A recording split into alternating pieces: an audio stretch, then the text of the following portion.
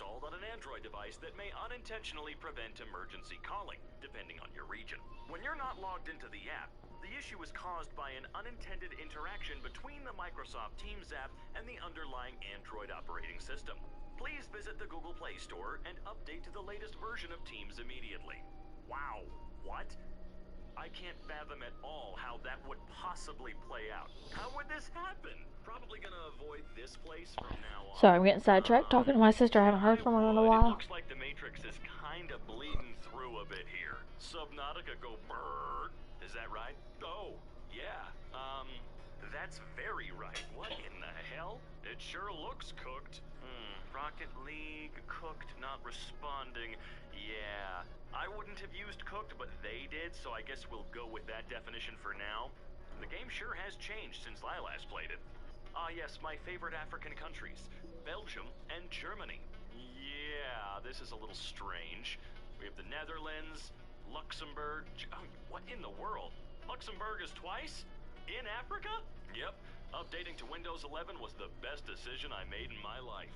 Wow, isn't that just great, folks? Maybe wait like a year after the new version comes out. That way they'll iron out all of those dumb kinks that shouldn't have been there in the first place. Delivery got delayed after it arrived? That seems a little bit suspicious if you ask me. Dad managed to break the South Australian government app by deleting the first digit of the 4-digit PIN. What? Huh, well I guess you're screwed when you only remember the second digit. Hold on a minute here. Who's watching?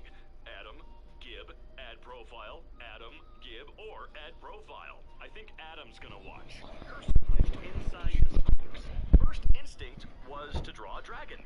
You what? Oh, well, color me confused. I mean, I'm always confused by something freaking out in the software or really anything, but I'm extra confused here. Energy saving. You might want to call some engineers, because I think you just found a way.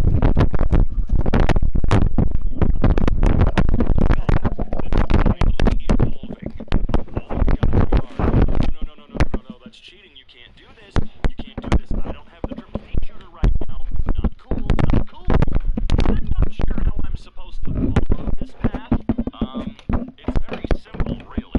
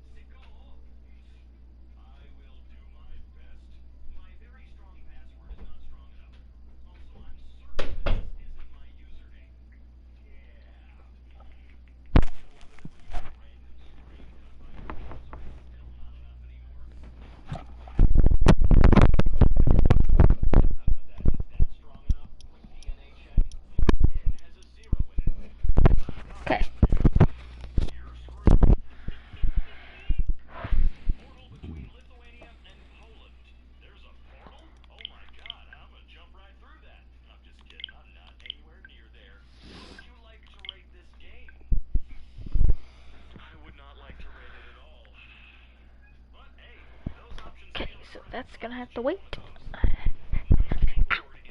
That hurt. It's doing a little bit more than just rebelling. I think it's trying to break out of the phone. GTA 4 citizens when they found out that GTA 4 may be remastered. Ew, not a fan. Alright, what's going on with Uber Eats? As it turns out, not much. It's trying to tell you that you could save. No, you can't. It's Uber Eats.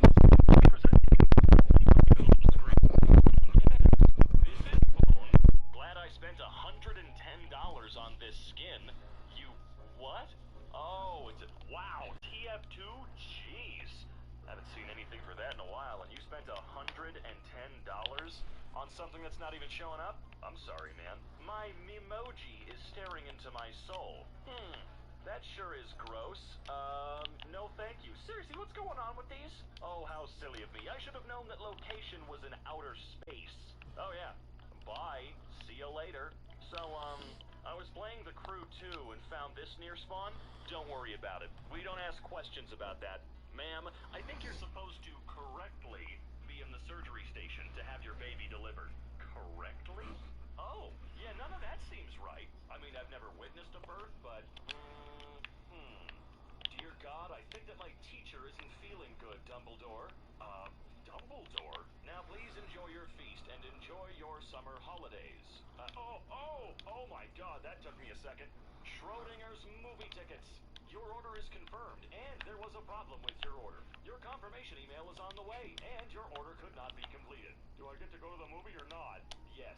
Totally Argentina. That's totally Argentina. You're right, and you won. I think it wants me to update something. No, that doesn't really make any sense. I don't see any evidence of that. Evening walk. Holy crap. Nice picture. We're putting that up on the fridge. Watch Dogs 2. Are you sure? Yes. Water. Yes, this is very water, much wet. Nice job, BMW. Oh God, what happened? It's already been in an accident? Jesus. Where are we going to again? Yes. That's all I can tell you. Yes. Why is this here? Let's see. Let me zoom in here. Alright, great background, sure. What is that? Game Boy. Game box, Game Boy, game not supposed to be here, that's for sure. You know what? What a great image to end today's video on, as a matter of fact. Let's get out of here. Oh, wait.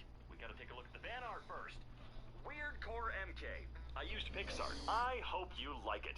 Oh, of course I like it. Look, you've got me, plump and fat and full of feathers, and you've got this horrible biblical angel MK Doctor. Oh my God. Always remember, if you even somewhat enjoyed today's video, to consider dropping a like down below. And if you really enjoyed it, well, make sure to get yourself subscribed and click that bell icon. And hey, if you want to see more of yours truly... So for this video, we're going to take a look at the conservation process for a piece by Reginald Marsh. This is a piece of social realism that has seen a little bit better days. It's quite dirty, as you can see. There are some punctures and some tears. And generally the painting has lost its luster under accumulated surface grime, old varnish, and a bit of linseed oil. So this video is going to walk us through the conservation process. Now keep in mind, this is not meant to be instructive or comprehensive. There's a lot that I had to leave out because it's just not filmable or not very interesting, but hopefully this will give you an idea of just what goes into the process of conservation. So the first step, once I take it off the wall, is to get the painting off of the stretcher. And this painting is held onto the stretcher using steel tacks.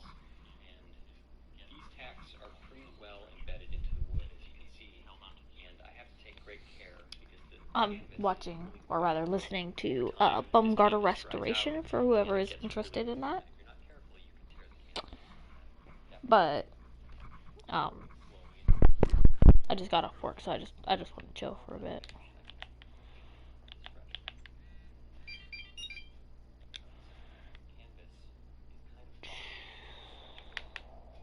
I don't actually remember what I was doing last time.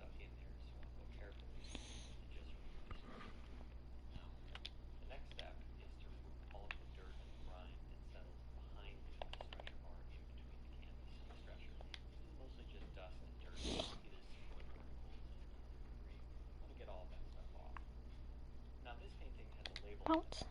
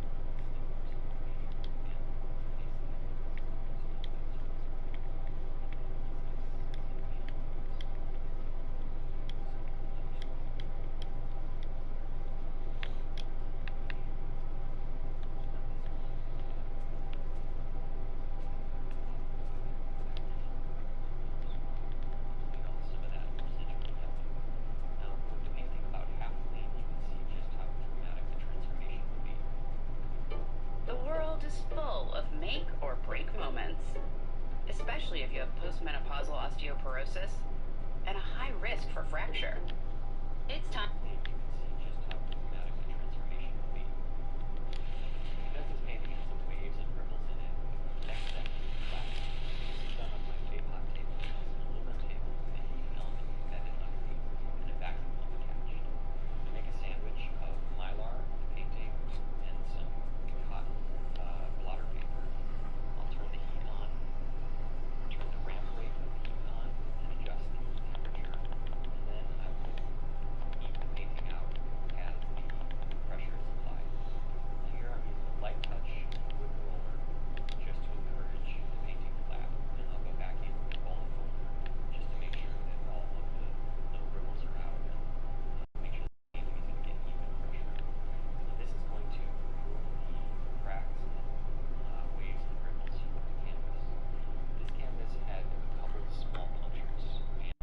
Ahoy there, matey!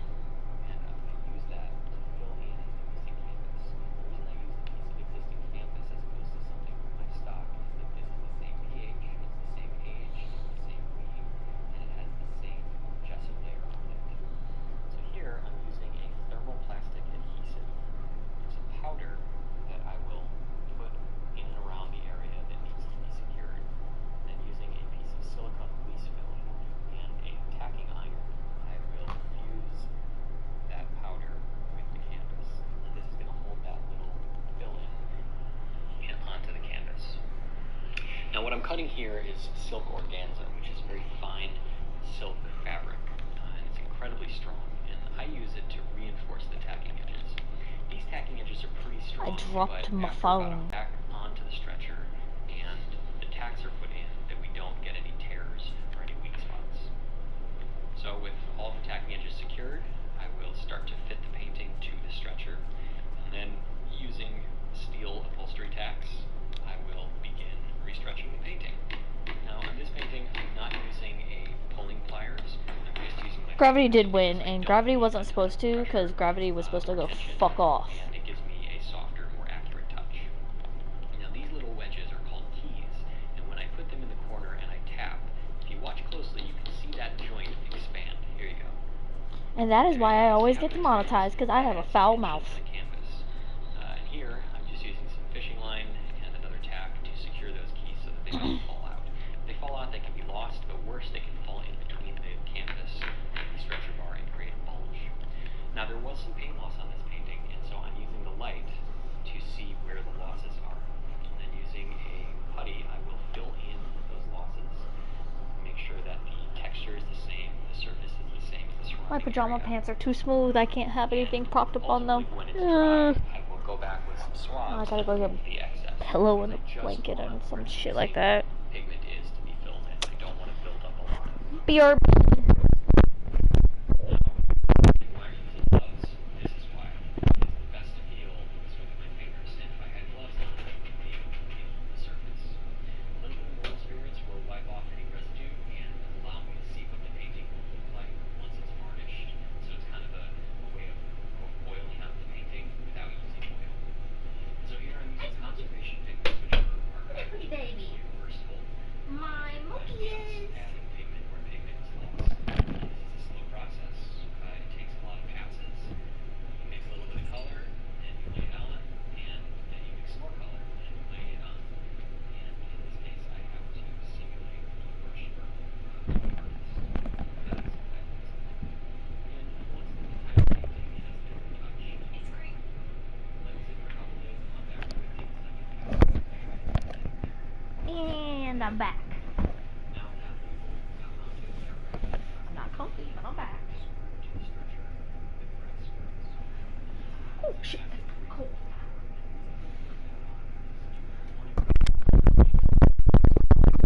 Not expecting how cold that was. Oopsies.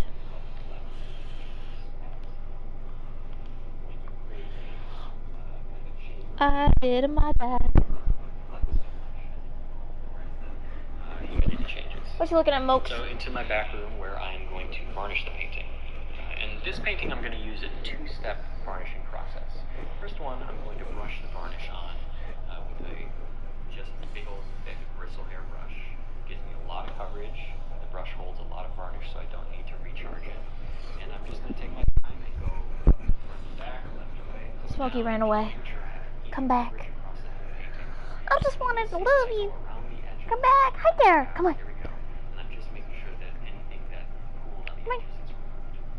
Now, after that varnish dries, I take the same varnish, but a glossier version. Okay, she's running away again. From a little bit higher than recommended. And what I want is to get adequate coverage of the painting, but I want some of that shiny varnish to start to dry as it hits the Good painting, luck. which gives me kind of a crystally effect. So here's the painting before conservation. You are not going in there right now. Conservation. The video doesn't really capture the surface sheen and how great it looks, how velvety, but you can see that there's a lot more color, there's a lot more detail. All of the deflections, the holes, the waves, the ripples have been adjusted and taken care of. And this painting is now stable and secure for the next 100 or so years. Any of the work that I've done can be removed by the next conservator, and nothing that I've done is permanent or potentially harmful to the painting. So, I love listening to Baumgarten restorations. He's got a very soothing voice. So here I'm going to do another narrated walkthrough of the restoration of this painting of Mother Mary. It's not meant to be instructional or exhaustive, just to give you guys an idea of what I'm doing. This painting was pretty damaged. It had been exposed to moisture, which resulted in a lot of flaking. There were punctures and tears. The painting was quite dirty, and there was an old varnish on it. Obviously, there's a lot of paint missing, which also needed to be Doing the addressed. jumpins? So the first step is to remove the painting from the stretcher, and I'm using an upholsterer's tack pulling tool to remove these nails. I just need to get it off the stretcher so that I can start working on it, but I want to preserve the tacking edge as much as I can. The next step is to clean the back, and this is just to get rid of the dust, dirt, and grime that's trapped in between the stretcher bar and the canvas. The next step in the conservation process is to repair the tears, and what I'm going to be doing is something called bridging. And that's where I take little strands of Belgian, I was just cutting them off, and a conservation adhesive, and I will lay these strands perpendicularly across the tear. The reason that I do this is to provide some stability to the tear so that it doesn't move, to provide a nice foundation for the fill-in medium, which will replace the missing pigment. and generally just to hold the tear together. Slow going, and after the strands are laid down, I have to make sure that they're fully saturated in adhesive, and then I can press them. And I'm going to use a piece of silicone release film and a pad of felt. The release film makes sure that nothing sticks, and the felt is just a cushion, and then a steel weight. Next, I'm going to be cutting off pieces of Belgian linen for the strip lining, and that will go on the new tacking edge. I'm going to fray the edges of this linen so that the edge doesn't impart upon the face of the painting. If I don't do that, the crisp edge of the new linen can sometimes show through on the face of the painting. Now here I'm using a conservation adhesive film. It's iron-on, and then I'm ironing on the new piece of Belgian linen, and as I go, I use a weight to make sure that it dries flat. Cutting off the excess, and there you go. The whole thing has been strip lined. In this step, I'm going to start cleaning the painting, and the first step is to remove the surface grime. So I'm using a paste that I mix to loosen up and remove the accumulated surface grime. And that's dust, dirt, oils, just grime that's sitting on the surface of the painting. And I have to remove this stuff first before I can get to the varnish layer, because that layer of surface grime prevents the solvents from penetrating through and softening up the varnish. If I were to just try using solvents, it would be ineffective, and then I would probably go to a more aggressive solvent and eventually do damage to the painting. So I'm making my own large swabs because cleaning paintings with Q-tips is not effective, and here I will start to remove the surface grime and the old varnish, and you can see it start to come up there. I work slowly, and I work in isolated sections because I like to keep control of what I'm doing. Here, working on the metallic letters, I'm using Q-tips because I want to just focus on those letters. Now here I'm squaring up the stretcher. I need to make sure that it's square before I stretch the painting to it. These little nails are going to make sure that as I'm handling the stretcher, it doesn't flex or distort and become a parallelogram. So painting gets laid down onto the stretcher, and then I will use steel upholstery tacks to secure it to the stretcher. I use a magnetic hammer and steel tacks. I prefer them over staples for a lot of reasons. I think they're superior. Some people will debate that with me, but this is my studio, so I get to decide on the rules. I like to put the tacks in about an inch to an inch and a quarter apart. I feel like it's good coverage without overstressing the tacking edge or the stretcher.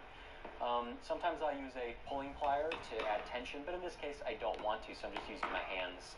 And I can add pretty good tension with just my fingers. I'm going to clean up the corners and fold over the new Belgian linen and secure it with smaller tacks. I prefer this as opposed to staples or glue. I think it looks nicer and it's easier to remove in the future. I'll clean up the corners, again, just making it nice and tidy. And then the next step is going to be cutting new keys for the stretcher. Now these little wooden wedges are keys, and what they will allow me to do is add tension to the stretcher. Because the stretcher is jointed together, I can insert this key and tap it and slowly expand that joint. And if I expand all four joints, I can enlarge the stretcher and add tension. Here I'm using fishing line and a tack to secure the key so that it doesn't get lost. If that key falls out, it falls in between the painting and the stretcher bar, it will create a bulge, and there's no reason why that should ever be lost. Here I'm using a putty to fill in wherever there was missing pigment. This is necessary because if I don't fill this in and just go ahead and retouch it, you'll see that as an indented area, and it just won't look right. I'm removing the excess. All I want is where the missing pigment is to be filled in.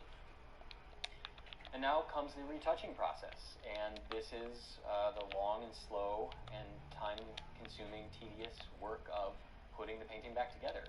And here I'm using a conservation pigment and a medium, and I'm just going to mix my colors and slowly add them to the painting where the color is missing.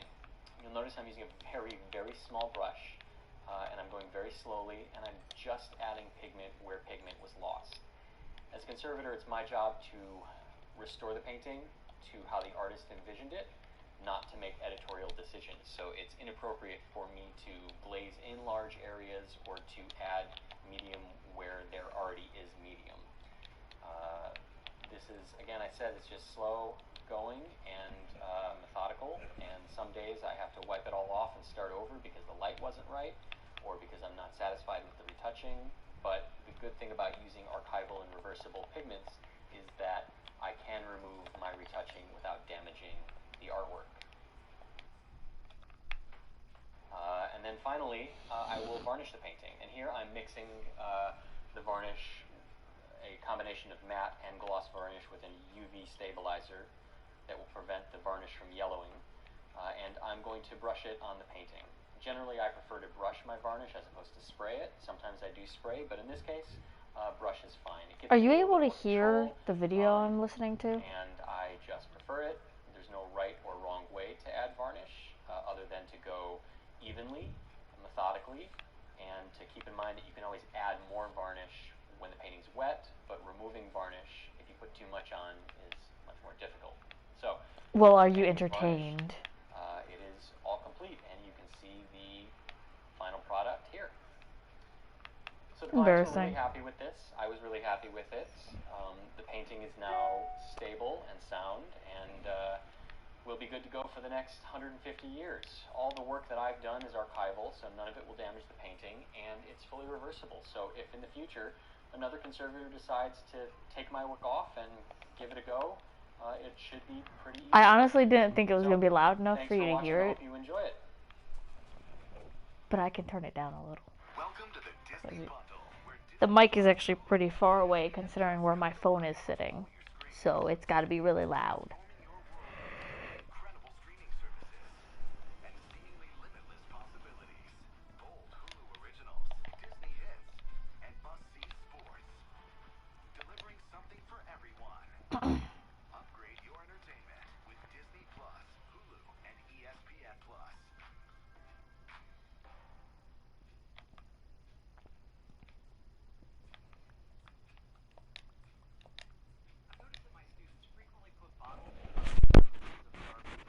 There has to be a better way to... So I'm going to go ahead and walk through the process of restoring this William Merritt Chase portrait. This is not meant to be instructional or very technical. If you have questions, hit me up in the comments and I'll get back to you. This William Merritt Chase portrait fell off the wall and landed on a chair, and as you can see, it suffered some pretty bad damage. There are a lot of tears in the painting. There's significant paint loss.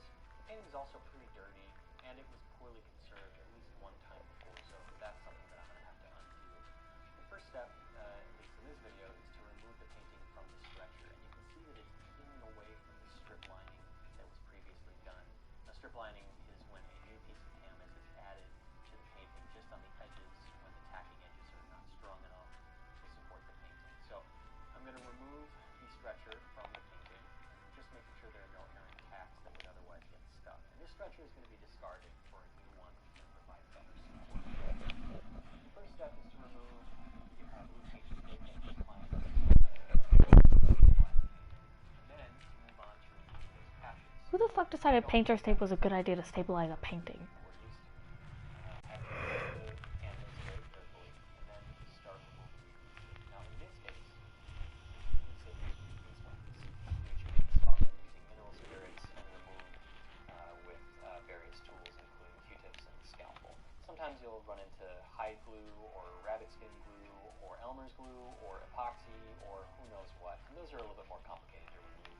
Luckily in this case the beeswax was fairly easy, but there was a lot of it, and I had to make sure I got rid of all of it from the back of the canvas because I need the canvas to be smooth going forward. So, big moment, I'm going to flip the painting over. Luckily nothing went wrong. And then I can start cleaning the surface of the painting. After making several tests and determining what kind of surface grime was on the surface, I can remove it. And in this case I'm using a wax paste that I mix to break down the oils, the dirts, the grimes, just the stuff that's sitting on the surface, which will then enable me to get to the varnish and the old retouching, which you can see I'm removing with the scalpel. So once the varnish is removed and the painting is clean, I can set it aside and start preparing the lining canvas, which in this case is Belgian linen, which is very high quality linen. And I'm going to cut a large piece, and then I'm going to examine it for sure that it is free of anything that would cause issue. I'm going to roll it up and set it aside for later. This process is called the inlay process, where I take pieces of canvas from my stock and I cut them to match the voids in the original canvas. And then they're going to be placed in those voids and secured in place with These are like really old videos, so I haven't seen them in a while. The tissue paper isn't designed to do anything other than just hold them in place temporarily. I'm not looking for support, that'll come from the lining, but I want to make sure that they don't move or migrate when I'm handling them. He added such dramatic All music, areas like... big and small get filled in, and then the painting gets lined. I've skipped a bunch of steps in the process because they're just not interesting to watch, and they're kind of confusing. But the painting gets put on my hot table, and it gets heated up to temperature, and pressure is applied using a vacuum pump. And when it's all cool and done, the painting is bonded to the new canvas. And now I can start preparing the stretcher for the canvas. The stretchers that I use are custom built, and they're made of sugar pine, and in this case I have a 7-member keyable stretcher. So I'm going to square it up, make sure it's tight, make sure everything looks good, and then I can start aligning the painting to the stretcher and begin the stretching process. It's important that everything is aligned properly because once you start stretching, it's a real big pain to undo the painting and start over. So this is one of those steps that you really want to take care with. And you'll see that I'm making sure that the painting's centered how I like it and that all the edges are where I want them. Now when I stretch paintings, I prefer to use upholstery tacks. Some people use staples, but I think those are inferior. You see I start from the middle and I work my way out to the edges. If you have extra canvas, slack, or waves in the canvas, you can stretch them out working to the corners. If you work into the center, you trap those in. So here I'm just trimming off the excess canvas and tacking it to the back of the stretcher, just tidying it up for my client. That's me being very concentrated. And once the painting is fully stretched, I'll begin installing the keys. And the keys are little triangular pieces of wood that I can tap into the free-floating mortise and tenon or bridle joints. And when they're tapped in, they cause those joints to expand, and that expansion puts tension on the canvas. We want tension on the canvas so that it doesn't fly around. And you can see here, I'm just securing those keys with a little bit of fishing line so they don't fall out and get lost or get stuck between the canvas and the stretcher. Now I'm using a fill-in medium that I mix, and it's mostly calcium carbonate with some chalk and a vinyl emulsion to fill in wherever the paint was lost. And I'm going to add texture where appropriate. Now in some places the paint is smooth, and so I want a smooth fill-in. In other places there's canvas texture or impasto from the brushwork. Once that's dry, I'll remove any Impasto. excess or scalpel. Sounds like fancy pasta. This is the retouching process, whereby I'm using special conservation pigments to add color to the painting where the original pigment was lost. And it's important that in this step I take care to only add... Oh, you can't deny it either. Impasto. I'd like a bowl of impasto, please. Just touching up where the pigment was lost. Extra Alfredo sauce. It's fully reversible, it doesn't darken, it's brittle. Designed specifically for conservation. I've had a lot of people comment that the palette is Stop that.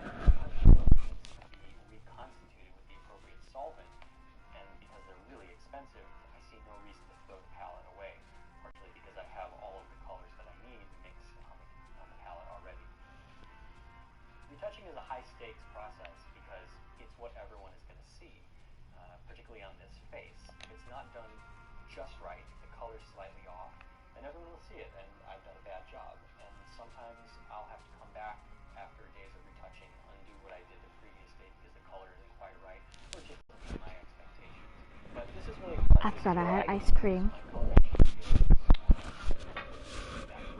So this is about to be my impasto. That's where I mix my varnish. This is a gloss and a matte varnish. And Yeah, you can play with that. so it doesn't crack. And using a 4-inch bristle brush, I'll flood the painting with varnish, just kind of making sure that the whole surface is wet. And then once I've evenly distributed the varnish, I'll go back and I will even it out. Back and forth in multiple directions just looking to make sure that all the canvas has been hit by the varnish and that there are no brush strokes. And once the varnishing is done, the painting is complete. So you can see... I totally thought that motorcycle I just heard was friggin' Miss Kitty growling at Cinnamon. Put a painting back together. If you have any more questions about this or conservation in general, hit me up in the comments or on my website at bfar.com. I hope you've enjoyed it as much as I have.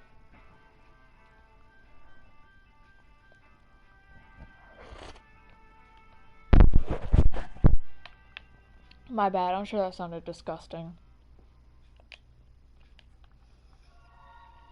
Head and shoulders soothes your scalp. Well, it wasn't like super close, but it was like close enough. I was over here like, Miss Kitty, excuse you. Stop being a bitch. I was like, ooh, that's not Miss Kitty. Well, now I'm the bitch. This video is from a little while ago and it was shot by Jack Brandman, a really talented videographer here in Chicago.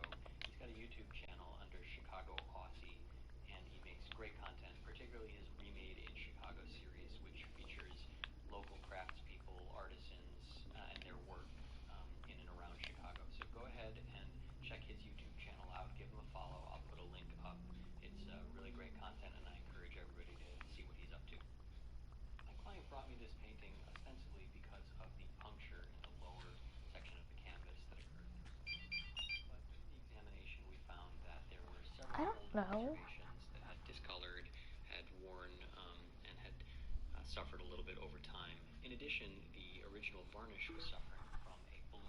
Ooh, Sammy texted me back. Varnish becomes cloudy or milky, usually as a result of exposure to moisture.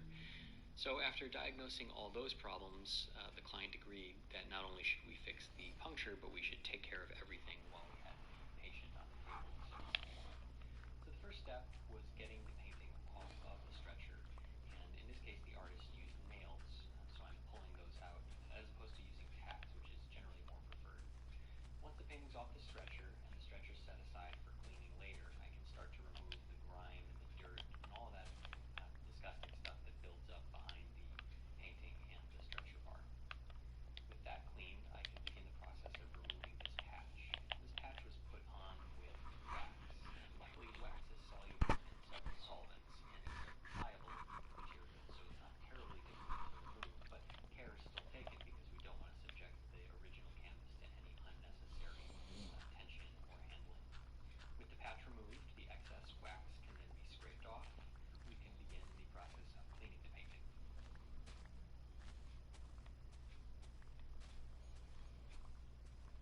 And before any cleaning is begun, I make several tests in inconspicuous areas to determine the best materials, detergents, solutions, solvents.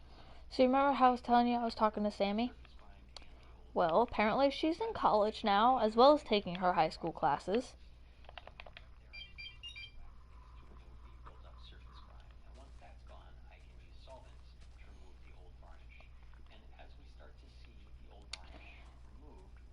And I think today is the longest me and her have talked in like 2 years. Whenever I move to cleaning a signature, I'll always switch to Q-tips or smaller swabs, just because I want to be a little bit more delicate and have a little bit more control, because of course the signature is very important to the piece. With the painting cleaned, I can move on to a vapor treatment, which is a method using moisture, heat, and pressure that will allow me to relax. Yeah, and it's like maybe a 20 message conversation. So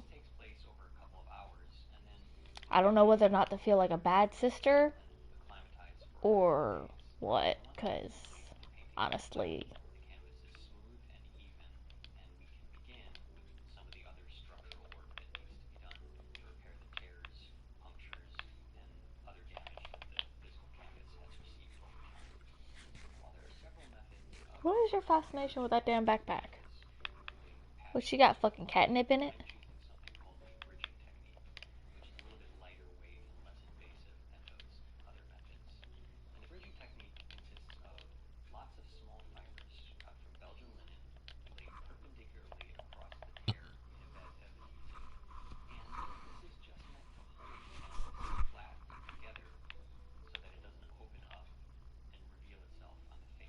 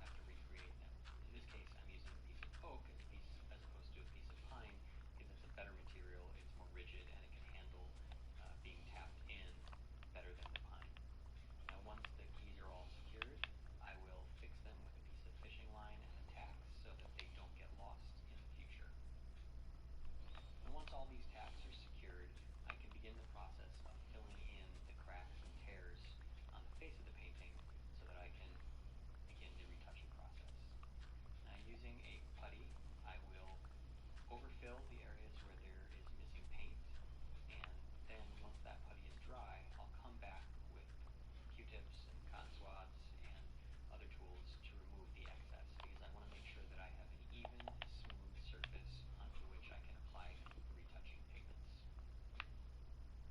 With the filling medium dry, I can apply an isolation layer of varnish to the painting, and there are many reasons to do this. Among them is to provide a barrier between my retouching and any future work and the original painting, and two, it allows me to see the colors better and see them as they will look when they're finally finished.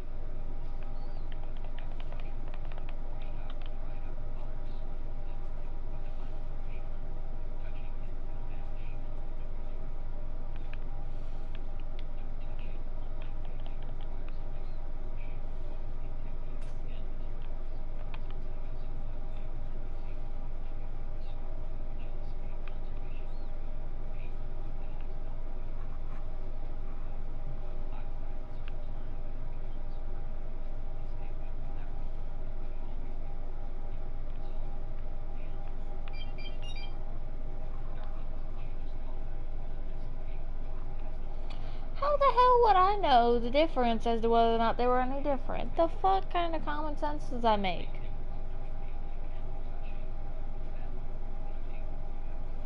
Sorry, I was just asked, when you were driving home, were the roads slippery? I don't fucking know. I wasn't behind the goddamn driver's wheel.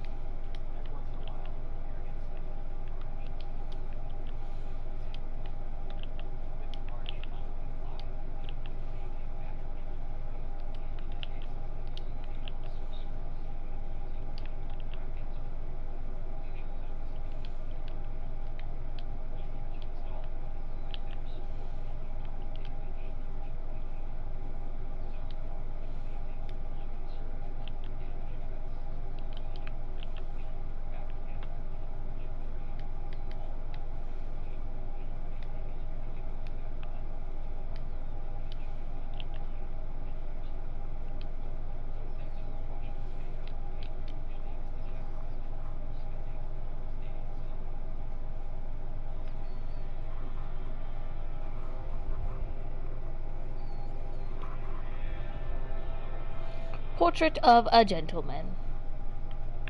In this video, I'm going to be showing you the complete conservation and restoration of a portrait painting by the English artist Cornelius Janssens. This painting arrived to me from one of my YouTube viewers out of state, and when it arrived at the studio, I was pleasantly surprised to find that the painting was in pretty good condition, even though I had been warned by the owner to expect some surprises, as the painting had been examined at least once before and some concerns had been raised. The painting was in pretty good condition. There were some minor surface imperfections. It had been glue-lined to a new piece of canvas, but most of all, it was just really quite dirty. It was an accumulated surface grime and a very, very dark, thick layer of Old Varnish sitting atop the surface. If you have postmenopausal osteoporosis and a Why high these risk for ads gotta be fracture, so fucking now loud? might not be the best time to ask yourself. Now, the first step in any conservation is to separate the painting from the frame so that I can isolate my work. this case, the painting was held into the frame using a couple of nails, not very advanced and not very secure, so it was pretty easy to remove. I generally don't save these nails because they aren't original and they don't serve any purpose, and I can do better. So, because this painting had been examined once before and the client told me to expect some surprises, I wanted to take a look at it under ultraviolet light before I started any conservation. Ultraviolet, or black light, will allow the conservator to see varnish, old retouching, and old work that's been completed before. As you can see, there's a faint green haze over the entire painting. Now that's most likely an old varnish layer. You can see those little purple or dark dashes and splotches. That's old retouching. Now, before I do any cleaning, I'll make many tests to determine the appropriate solvents and solutions that will best remove the surface grime and the varnish without harming the painting. I've left those out in this video. There are other videos on my channel that do show that in detail. Now, it may seem odd to start cleaning the painting in the middle or on the white areas, but in my experience working on thousands of paintings in the past, I've found that the areas of white generally can be more stable and more resilient than the other areas, particularly the darker areas where there may be glazes or thinned out paint. So by starting in this area, I limit the chances that the solvent solution is overly aggressive or causes any unnecessary effects. In addition, I can tell You really should look up this conservationist. He's really great, and his more recent videos, because these are kind of older ones, are absolutely phenomenal and funny. Surface grime or old varnish to remove. Whereas if I started in the brown or black area, it may be a little difficult to determine that. Using swabs, I will gently roll over and slightly abrade and disturb the old varnish as it swells with the solvent and pick it up with the swab.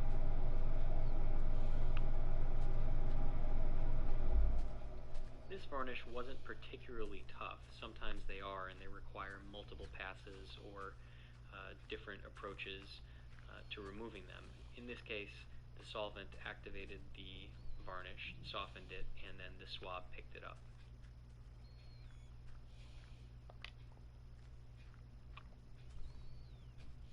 Now, as I was cleaning this, I started to notice that there appeared to be some brushwork just below the lace. I wanted to take a closer look at it, so I used my loupe, and then I wanted to see under black light what was going on. I made a couple of initial inquiries with a very mild version of the solvent I had been using, and I could start to see that some content was starting to appear. Now, before going any further with any stronger solvents or becoming any more aggressive, I took the painting back to the black light because I wanted to get a closer look at it.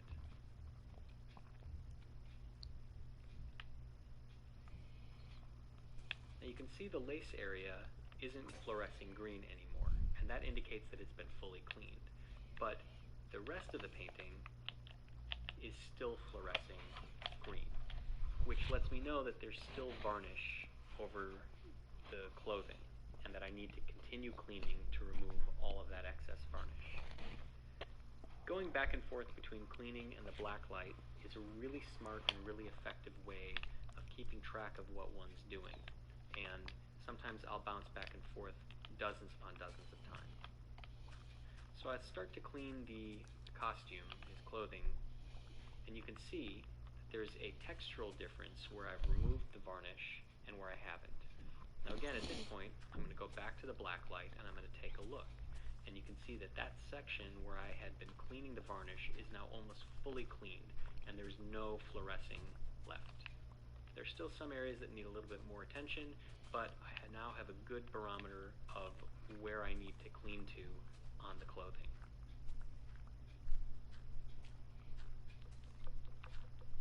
After cleaning the clothing, I'll move on to another section. I like to work in isolated sections of the painting. That is, I will first try to isolate my work within a similar color field, and if that's not possible, I will try to isolate it within a similar paint application field.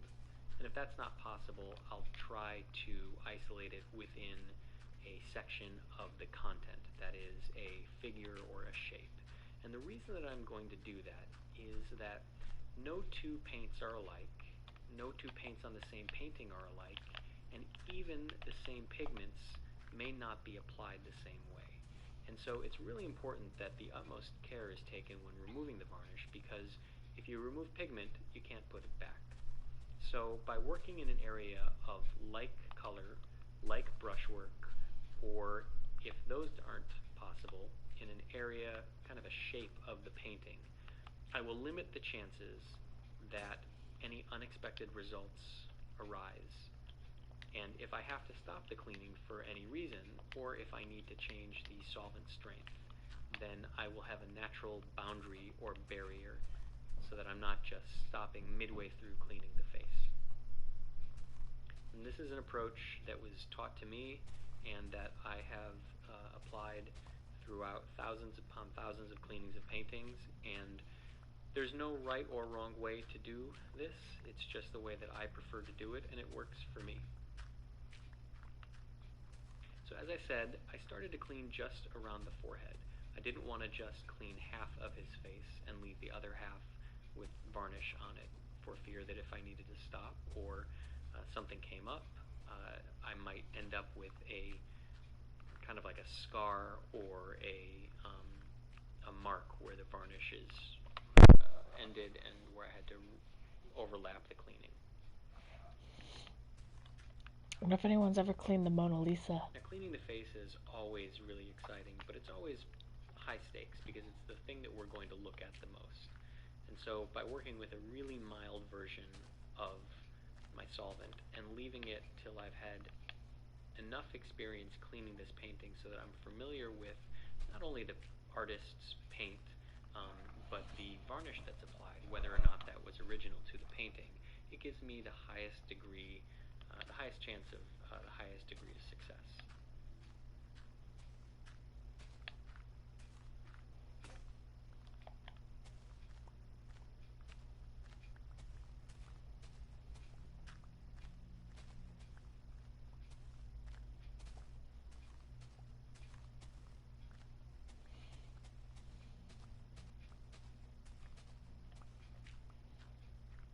And so here you can see that I've left the eye till the end, probably because it's always a treat to see what the eye looks like after it's cleaned, and I use it kind of as a reward, something to look forward to, but also because I want to make sure that I have as much knowledge as I could possibly have about the varnish and the painting before I go to the eye, because of course that's the thing we are going to look at right away. And so leaving the eye till the end allows me to take a more confident approach to cleaning it.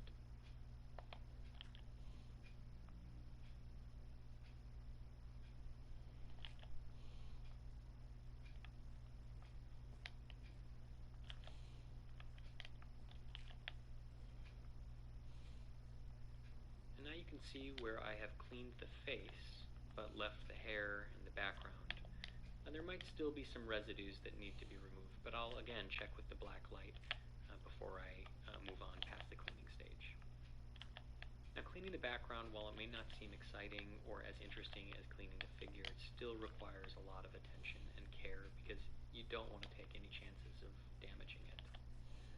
Now, a conservator is going to use a lot of data points when they're cleaning a painting: sight, smell, feel, and even sound. And if you can hear, there's a different sound when I'm cleaning the varnished area as compared to when I'm cleaning an unvarnished area. And now here, this is a spot where I knew that there was overpainting and retouching because of a little bit of damage, so I wasn't surprised when pigment started to come off. It's helpful to know where the damage is so that when you do see pigment coming off, you don't freak out and think that it's the painting coming off. Now, of course, I need to get that fill-in material out of the painting before I can do a proper repair. So using my loop and a brand new scalpel blade, I will just chip that fill-in material out, being careful not to damage the painting. And as I remove it, I can see that that fill-in material was a little bit excessive. You can see that original paint had been covered by that fill-in material where it was unnecessary. So all of that fill-in, all of that retouching for a minor little piece of damage. Now the next step in the conservation process is for me to remove the lining. It was probably done because of that little indentation, but we can do better. So I'm going to face the painting, and I'm going to be using a heat-activated conservation adhesive that's fully removable, and washi kozo, which is Japanese mulberry paper. I'm using small squares because they're easier to handle and they conform to the surface of the painting a little bit better. So I'll apply this adhesive to the entire painting, then I'll apply these pieces of mulberry paper, apply some more adhesive, and let it dry.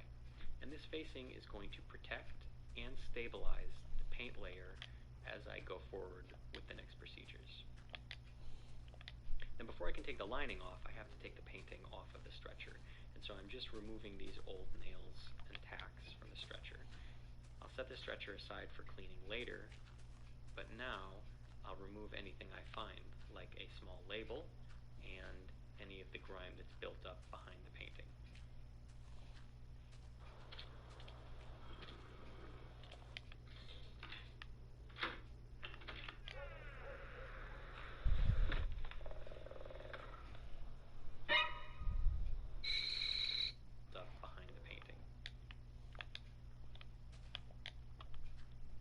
Start peeling this canvas back, and luckily this old adhesive, which is a rabbit skin glue, has deteriorated and is no longer really providing a strong bond.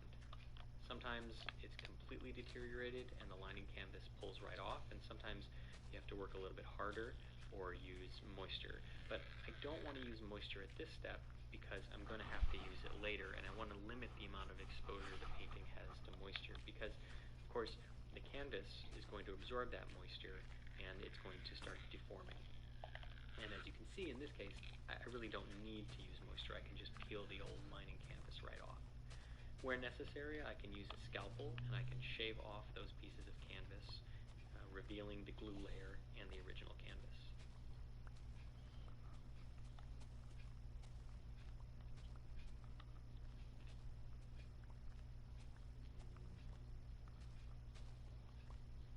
Scraping can be a lot of fun. It can also be really infuriating, and it's best to do small sections every day and then set it aside. So with all of the old lining canvas removed, I have the original canvas and the glue.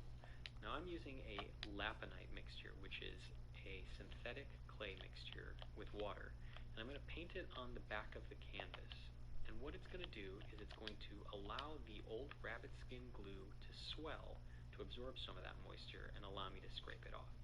Now I'm taking a scalpel and I'm dulling it because I don't want a razor sharp blade. Because I'm going to be moving across the back of the canvas, I don't want to take the chance that either my scalpel slips or it jumps, or that there's a knot or something in the canvas that gets caught on the blade and then gets cut. So using the dull scalpel, I'm just going to start going across the surface with almost Fucking no hate pressure, creepers. really just allowing the weight of the blade and of my hand to guide it. And as you can see, the rabbit skin glue has swelled and become soft enough that I can scrape it with really almost no effort. And that's not to say that this doesn't take a tremendous amount of care and attention, but unlike some of the other adhesives that require a tremendous amount of labor and hard work, this rabbit skin glue comes off pretty easily. And They like to you can see, the explode canvas though, is and that really causes great condition. problems for So me. this is an exceptionally fun one to work on because the canvas is really strong. There don't appear to be any tears or damage that would warrant any lining, and the rabbit skin glue layer is coming off with relative ease. Again, I'll work a little bit on one section and then I'll put it away for a day and then come back the next day and work on it. Mostly just so that I'm fresh and focused, because it's a lot of surface area to scrape and it can get monotonous. And the best way But to pain make sure that there's no damage and or death. that there isn't even the chance of damage is to always be working fresh. And the reason that I didn't apply water directly to the back of the canvas is because it would have, not only would the rabbit skin glue have absorbed the water, but the canvas would have as well, and it would have deformed tremendously. And so you can see all of that rabbit skin glue is removed. There's still some residue that I'll remove in a later step, but in order to do that, we have to take off the facing. So this adhesive that I used for the facing is a conservation grade, heat-activated, solvent-activated, removable adhesive.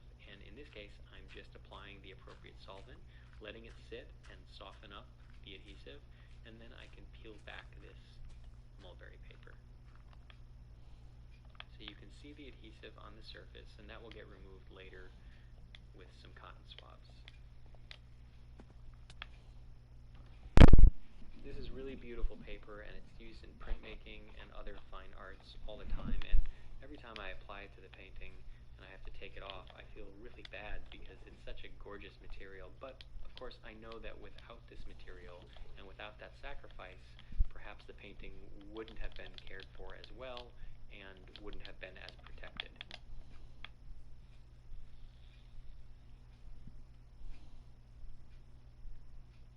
In addition to conforming to the surface of the painting, these smaller sheets are easier to remove. So I'm removing some of the residue, and we can see that we have no paint loss, which is exactly what we wanted. And in addition, we have no paint damage, which is the whole point of facing a painting. Now the next step is going to be something called a vapor treatment, where I'm using moisture, heat, and pressure to do two things. First, I'm going to be drawing out all of the excess rabbit skin glue, and secondly, I'm going to be flattening and smoothing out the canvas, because there are some waves and some ripples, partially from the old conservation and from the exposure to the lapinite. So using my hot table, which is a large aluminum table with heating elements embedded underneath, I'm going to create... I do hope you couldn't hear my stomach growling just then, sitting on a release layer, because that shit was loud. an absorbent cotton blotter, surrounded by cotton webbing, and covered with PET film. I'm going to adhere that film to the surface of the painting, and then I'm going to turn on the vacuum pump, and I'm going to begin sucking out the air. And the table is going to start to heat up, and it's going to heat up to about 95, 100 degrees for this painting. This table can go all the way up to 400 degrees, but that would never be used because that would damage the painting. So I'm going to heat the table up, suck out the air, and apply pressure to the painting. This pressure, combined with the moisture that was applied to the painting earlier and the heat, is going to relax the canvas fibers and is going to allow me to set the painting into a new flat state. The painting will go under weights and new blotter papers for several days, and once it comes out, it will be flat and smooth, and all of the rabbit skin glue adhesive will be fully removed. Now the next step is to add a new tacking edge to the painting, because the original tacking edge was removed during the last conservation. So I'm using Belgian linen, and I'm fraying the edge because it does two things. One, it allows for more surface area to contact the adhesive, and it ensures that there's not a crisp, rigid line that could potentially impress to the front of the painting. Now I'm using an adhesive film that's going to be applied to the edge of the painting with an iron, and then I'm going to iron the new Belgian linen tacking edge to that adhesive film. Now I'm using very low heat, does not take a lot, and I'm making sure that there's a high concentration of adhesive film along the edge, because I want to make sure that there's a really good bond.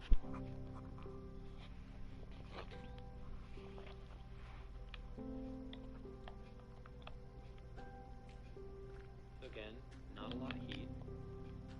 Moving over the area that needs to be bonded. I'll then place a steel weight on top of that area so that as the canvases cool, they don't deform. Because of course, even though they're not wet, there's still ambient moisture in the canvas, and as that gets heated up, it will soften the canvas and expand, and then when it dries, it'll contract. Now, an unexciting part of the conservation process is cleaning off the old stretchers. In this case, there was some paper tape that needed to be removed, and so that had to get softened with water and scraped off. While this isn't sexy or exciting, it's important because it's my job to make sure that all of the painting, including the support, is well cared for. But it also affords me some time with the support where I can examine it and make sure that there's no damage that needs to be repaired.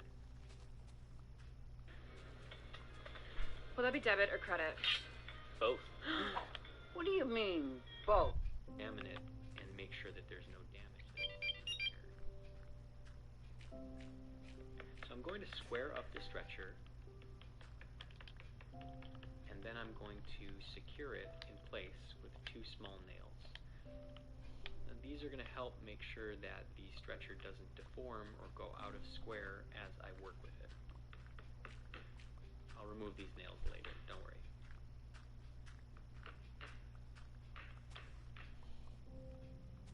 So the first step is fitting the painting to the stretcher and then applying some tacks to the center point of each end. And the reason that I do this is because it's always easier to move from the center out, maintaining pressure along the canvas. If there are waves or ripples or excess slack that needs to be removed from the canvas, I can do so at the corners. Now I'll tuck the corners in, and I'll apply a couple more tacks just to make sure that they're held in place. If I would start at the edge of the canvas and work toward the other edge, I might end up accidentally trapping a ripple or a wave in the canvas, and that's incredibly difficult to remove later. So I'll take this excess tacking edge and I'll fold it over, and using a lighter weight tack, I will adhere it to the back of the stretcher bar. Now, luckily, I have some of the original keys, so I have a model from which I can use. You want to hear something funny? I'm going to take a similar piece of oak and I'm going to cut it to match. We ran out of burgers at the store today. Sometimes when I don't have an original key or the same material, I will have to create new keys, but whenever possible, I try to use similar materials, not only for appearance, but it kind of honors the artist's original intent a little bit better. Now those holes will come into play later when I secure. Yeah, we're a burger restaurant with These keys are no essential fucking because burgers. They allow me to add tension to the painting. The joints are not glued or nailed, and when the key is hammered in, it expands that stretcher, adding tension to the canvas. And canvases need to be under a certain amount of tension so that they don't deform. Here you can see that those holes are used to add fishing line and another tack. This is just going to make sure that these keys don't get lost, and if they ever come loose, they won't fall down in between the canvas and the stretcher bar and create a bulge.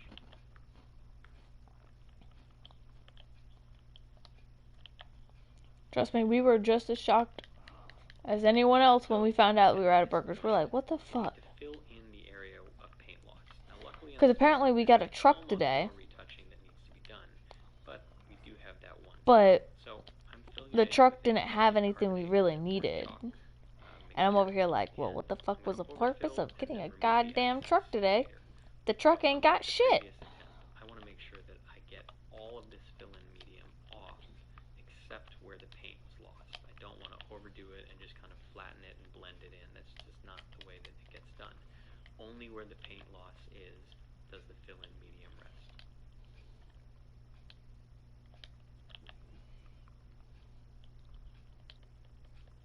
And this is one of those times where having gloves on really isn't helpful because I need the sensitivity of a bare finger to feel if the fill-in medium is level. So now I'm going to be applying an isolation varnish. And this is a ultraviolet stable, fully reversible synthetic resin varnish that is applied to the painting. No, he is not. There are two reasons that this is going to be applied. One, I want to make sure that my retouching is separate from the original painting so that if it never needs to be removed, it can be. But two, that varnish is going to He literally allow the colors to admitted determine the other day that he was getting chewed the hell out by Gary, who's his partner in this. It's really important because for not doing mid-month inventory. I'm like, yeah, well, if you did mid-month inventory, you'd know we were out of Route 44 cups, that we were almost out of cheese, we didn't have any more onions, we have no lettuce, and now we're out of burgers. In front of me, because if I retouch to the dried out lighter colors, then when I apply the final varnish, my retouching is going to look different. So for retouching, I use a conservation pigment by the Mimeri company called Restauro, and it is pigment suspended in mastic resin as opposed to oil. And what this allows is for this paint to be removed at a later date if ever the need arises. So I'm just going through and touching up the little areas of damage and paint loss that I find. And this is where there's kind of a judgment call between the conservator and the client. It's really important for me to understand what my client wants and expects out of this conservation so that I can deliver that retouching for them. Some clients want no retouching. They don't care about the damage. In fact, some of them like the damage. And then some others want to see absolutely no damage whatsoever. Most of my clients generally drift towards wanting to see no damage.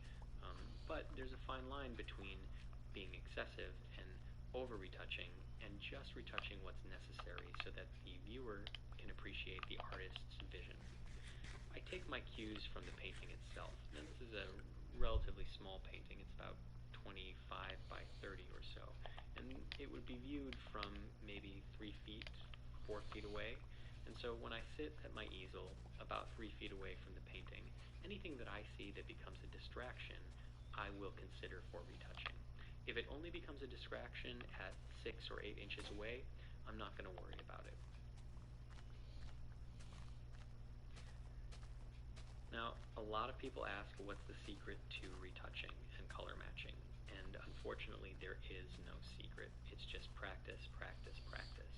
And over time, as you retouch more, you become more familiar with colors and how they're made and how they work, and with your own palette. So you have a better understanding of the color you're trying to match, and you have a better understanding of how to get there using the pigments available to you. So in this case, I'll see this color, and I will see it not only as this kind of grayish, greenish, mushy brown color, but I'll see it as a combination of black, white, brown madder alizarian, a little bit of cadmium yellow, maybe even a little bit of cadmium orange medium. And so using those colors, I can match my paints to the original color. Sometimes having less paints is also really helpful. If you have a palette of 50 different colors, you can get overwhelmed and start throwing every little color in there, when really you only need about 5 or 6 paints to match any color, at least historic colors. Some of the more modern colors are a little bit more difficult to work with, things like fluorescence, but there are different paint sets and color palettes that can achieve that as well. And so you can see I'm not mixing one flat color and applying it over. I'm mixing kind of 3 or 4 colors, and I'm dotting them over the damage. And what that's going to do is kind of camouflage that retouching away so that your eye doesn't see it as a kind of new blotch on the painting.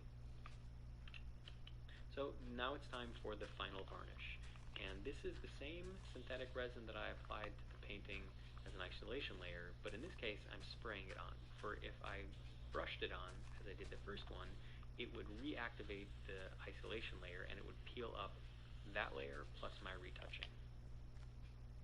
For years, when clients used to bring paintings to me and ask about their frames, I would refer them to frame conservators that I knew who specialized in this work. I had no real interest in working with frames, and I also felt that frames were okay with the patina. Well, those frame conservators have since closed up shop or are no longer doing this work, and I've also been a little bit enlightened. And we're never too old to learn new things, and so I will have to own up to being wrong about frames in the past. They don't necessarily have a patina on them. In fact, in this case, it was just a really dirty frame, which makes sense because all of what was on the painting was also on the frame. So using an enzyme cleaner, I'm able to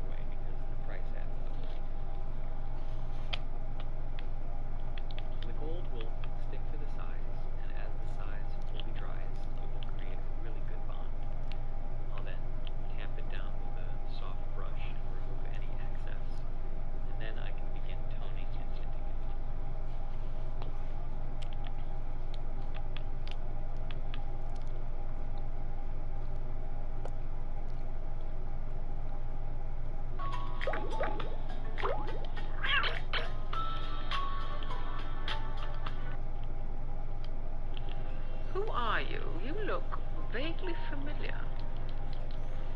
I look stunning. I don't know about familiar, darling. Your hair, is it real? Like my ball. I like to make an impact. Right. What was your name? Cruella. Oh. That's quite fabulous. And you designed this? You did, actually. 1965 collection. Oh, no wonder I love it. It's mine. I fixed it. Ooh, damn, savage. That's one movie I really want to see because it's like, yeah, I'm gonna smack you with your own sense of jackassness. I fixed it.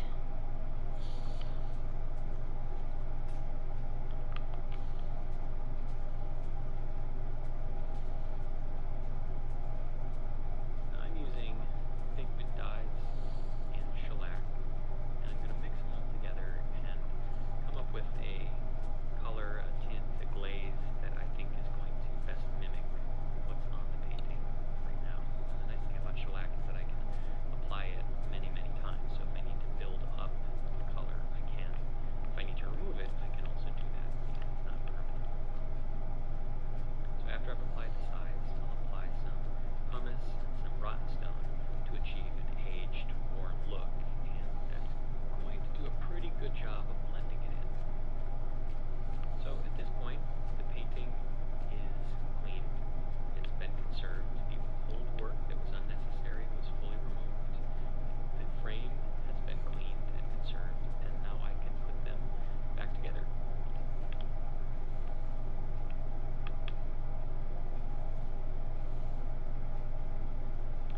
So I'm not using nails, I'm using brackets because they're going to hold the painting better, and I'm going to be applying a piece of acid-free foam board to the back of the painting for a couple of reasons. One, it's going to protect the back from incidental damage, and two, it's going to create an air pocket so that as the painting is handled, there's a less movement of the canvas and less chance that any cracks. I put my label on the back so people can contact me if they have any questions about the work that's done. And now the conservation is complete.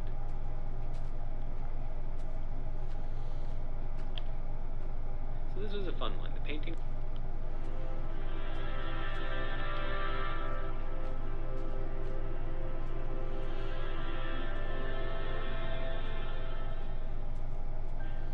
So for this video, rather than describing the work that I'm executing and what you guys are watching, because, I mean, let's be honest, it's a video of watching paint dry, I thought I would take the chance to address some of the questions that kept popping up in the comment section and give you a little bit of backstory.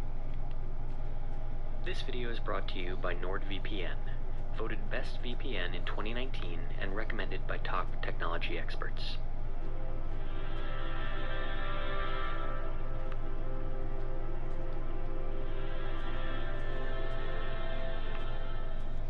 So for this video, we're going to be following along the conservation of a painting that actually didn't look that bad when it came into the studio. There were no holes or tears or other major structural damage. The paint layer was stable, there wasn't a lot of loss, and by all accounts it was really just dirty. It looked as if the old natural resin varnish had yellowed and browned. But that wasn't a great concern. The painting had been mounted to a relatively low quality piece of 1/4-inch plywood, but as you've seen in videos past, that's not that big of a deal. We can take the painting off the plywood or the plywood off the painting. Now this artist, Matthias Alton, was a native of Grand Rapids, Michigan, and by virtue of proximity here in Chicago, I've seen hundreds of his works, and that familiarity led me to have some concerns about this piece, because it didn't look like Alton left it like this. That is, somebody else had worked on this painting in the past. And as I started to make some tests on that varnish layer, I discovered that varnish it was not. It was polyurethane. The magic is calling you to a celebration 50 years in the making, where the worlds you love shine like never before. Not. It was polyurethane. And of all the things that I hate, including staples, polyurethane is right up there, because it's not a reversible product. Now you can try to use chemicals to soften it or to remove it, but they're incredibly aggressive, and they can do damage to the painting. And so, after making several tests, it became clear that there was only one way that I was going to be able to remove this polyurethane coating, and that was going to be scraping. Now, the saving grace is that whomever applied this polyurethane to the painting did it atop a dirty painting. Now that is, there's some varnish residue or surface grime that was sitting atop this paint layer. Are you still entertained listening to this? And that's really important because polyurethane forms a mechanical bond to whatever it touches, as opposed to a chemical bond. And so the surface of this painting, with all of that impasto, that is the texture of the brushwork, all those little nooks and crannies provide a ton of surface area for this polyurethane to adhere to. And the fact that this painting was coated with an old varnish or had some surface grime on it prevented this polyurethane from forming an extremely strong bond with the paint layer. That is, it bonded primarily to He's the got old varnish t-shirts that and say surface that's grime. just And that old inappropriate. varnish and surface grime acted as kind of a release agent. And that release agent And then he's got made a it sweatshirt that possible says, for "I me to hate use staples." an incredibly sharp scalpel to slowly chip away at this polyurethane. Now, as easy as it looks, let me assure you, it is not and was not. And that was something that I had to raise with my client. Anytime you have to remove polyurethane from a painting, there runs a very high risk of damage to the painting. Now, whether you're using chemical stripping agents or solvents or mechanical means like I'm doing here, even if you're incredibly delicate and work very slowly, there's still a chance that some damage occurs. Also, just so you know, that crackling noise, that's not my mic, that's the video itself. But in some places, it's bonded to the paint itself. And as you can see, even if I'm chipping up little specks of it, some of that polyurethane is going to pull up some of the original paint. And there's just no way to avoid that. I can use a sharp blade, I can go very slow, and if that polyurethane is grabbing onto that paint layer, there is a chance that it's going to pull it up. Now, I talked to my client extensively about this, and that's really important because this is the type of project where even if you have a good plan, even if you have good practices and techniques, and even if you've done it before, there's just no predicting how it's going to turn out. After all, these are unique objects made by people, and so there's always an X factor when you work on a piece like this. So I had a long discussion with my client about the realities of this piece, that in best case scenario, we would end up with a gorgeous painting underneath that had no damage. But in worst case scenario, the client had to understand that this painting could be damaged. That even if I take all precautions, there is a possibility that this conservation will not be very clear-eyed about that reality. Now luckily, my client trusted me and said, go ahead, I want to see what you can do, indemnified me from any losses, and I started to work on this piece. Now, had I any concern that the risk of failure was higher than the risk of success, I wouldn't have taken on this project. But I've worked on literally hundreds of Alton paintings, and I know that they're incredibly well painted, well built, and really robust. Plus, I've done this before. I've removed polyurethane by scraping many times. And all of those factors, combined with my experience, led me to believe that this would be a successful project, even if it wasn't 100% perfect 100% of the time. So, I started scraping. And it looks pretty easy, but rest assured, it's incredibly difficult. It's a delicate balance of force and resistance, and making sure that you are moving fluidly, but not too fast, and kind of present in the moment. This is definitely not one where I'm zoning out to podcasts or listening to music. I was working in complete silence, trying to focus on the work at hand as much as I could. That said, it's an incredibly long and tedious process that at times was unbelievably frustrating and had me banging my head against the wall.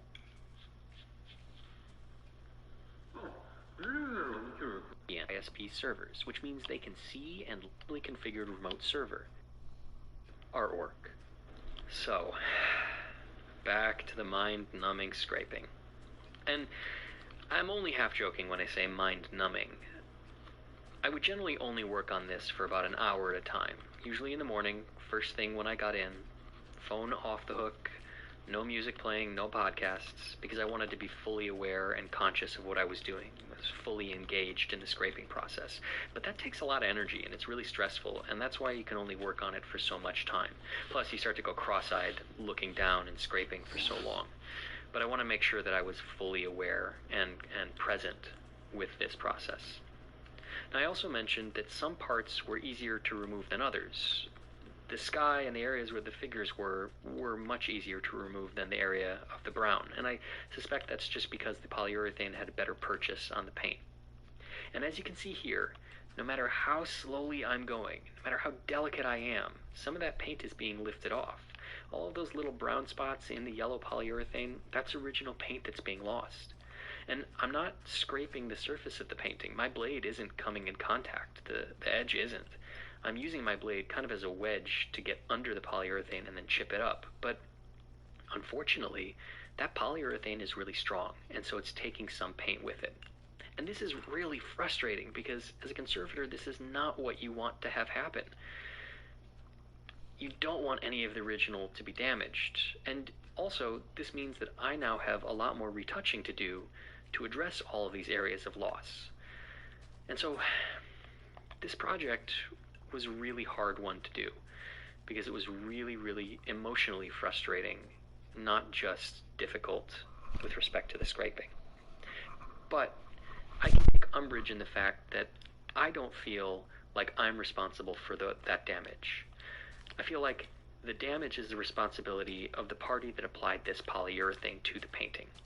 That is, when they applied that polyurethane, they set into motion a series of events that now I'm just cleaning up. That is, they planted a landmine, and I'm just now stepping into it. So I'm going to do the best I can removing this polyurethane, and then I'm going to do the best I can with retouching. But this is a situation where you kind of have to sigh and say it is what it is. Now, I also mentioned that some spots were more difficult to remove than others, and in those areas, I switched from scraping with a scalpel to using a different technique. Hi, it's Sam Barker here from the Motley Fool. Behind me is Landmark Mall.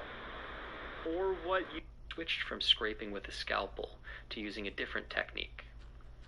Now, for those areas, I was using a hot air pencil. And a hot air pencil is a tool that projects a superheated stream of air. Now, this air can be heated up to anywhere from about 120 degrees to about 1,000 degrees. Now, I'm definitely not using 1,000 degrees here because I'd not only melt the painting, but I would probably burn myself as well. I'm using a relatively low heat, and I'm doing so in hopes that it's going to soften up this polyurethane enough that I can peel it back and remove it with less losses than if it was cold and brittle. Because these are areas that I discovered had a really, really strong bond. And trying to chip them off when the polyurethane was cold and brittle just wasn't working. The polyurethane was too well bonded to the paint, and it was taking off too much paint, which is why I switched to the hot air pencil. Now, the hot air pencil is not a perfect tool. As you can see, some paint is still being lost. And that just goes to show how strong this polyurethane is. Now, if there were any other technique that would get this polyurethane off with no damage, I would have switched to that in a heartbeat. But I have a lot of experience removing polyurethane from paintings, and there are really only two ways to do it: chemically or mechanically.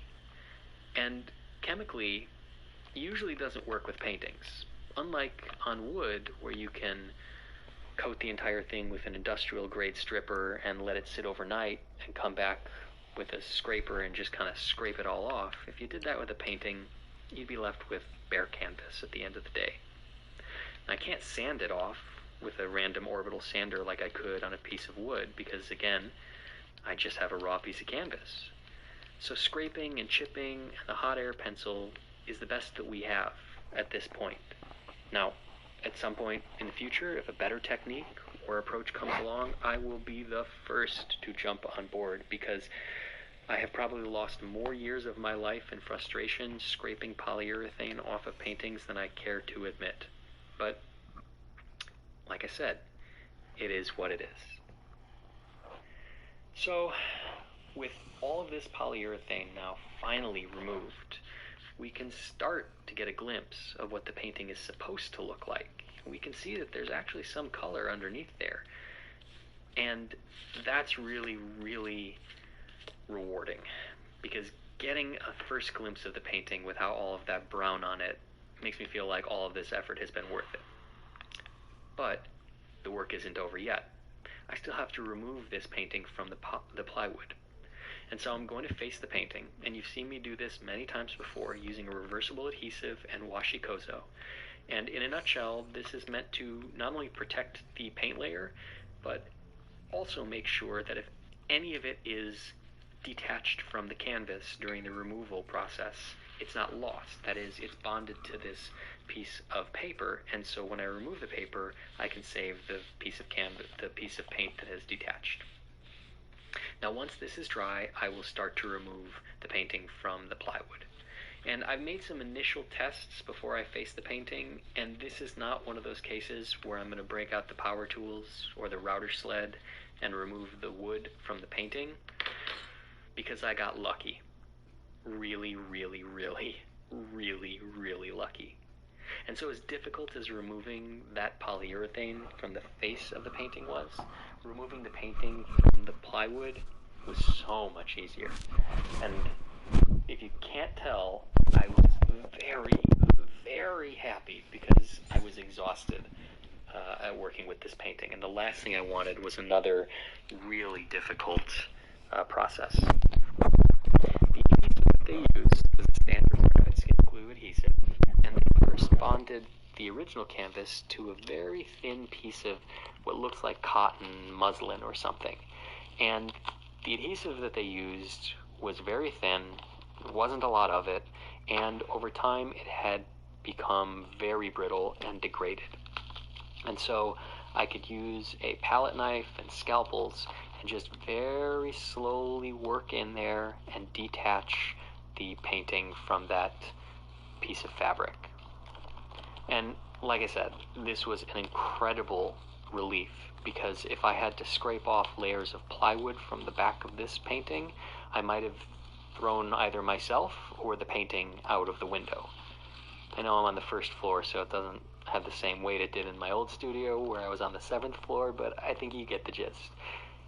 Sometimes there are projects that just don't play nice. Every step of the way is frustrating, and the painting fights you.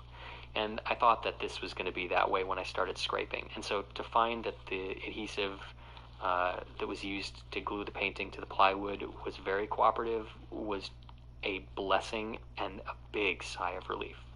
Now, that said, I still had to get the thing off, and I had to go slowly because the last thing I wanted to do was put a hole in the canvas or tear it or put any undue stress on that paint layer.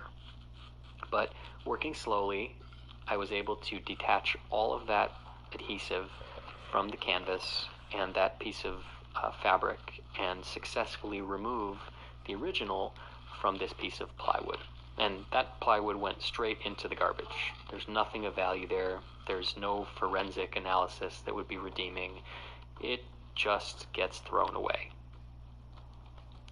Now, once the painting is fully removed from that plywood, I now have to remove that adhesive from the canvas. And just a minute ago, when I was singing the praises of the rabbit skin glue adhesive being relatively thin and degraded and easy to remove, well, I may have spoken too soon. Down there, care with Cottonelle. Down there, because you're all over your overall wellness. So treat the skin you don't see like the skin you do. May have spoken too soon, because the only way for me to get this off of this canvas is, again, scraping. Now, I could expose this rabbit skin glue to moisture. I could use Laponite or felt pads or directly apply water to it to reactivate that adhesive and soften it up. But I don't want to do that because if I reactivate that adhesive, it will probably penetrate down into the canvas, whereas right now it's just sitting on the surface. And if it penetrates down into that canvas, it's going to make some of the next steps that I do more difficult, if not impossible. And so for this, I'm just going to have to scrape. And this takes a lot less focus and attention than scraping off the face of the painting, but it still does require me to be fully present.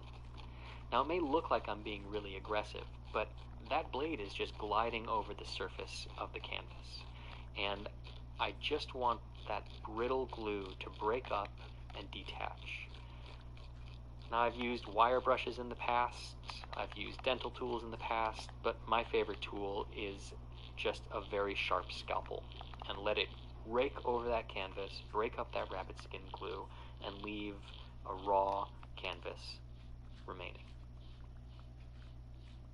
So, clean off all that rabbit skin glue, the obligatory dusting towards the camera lens that I know everybody loves.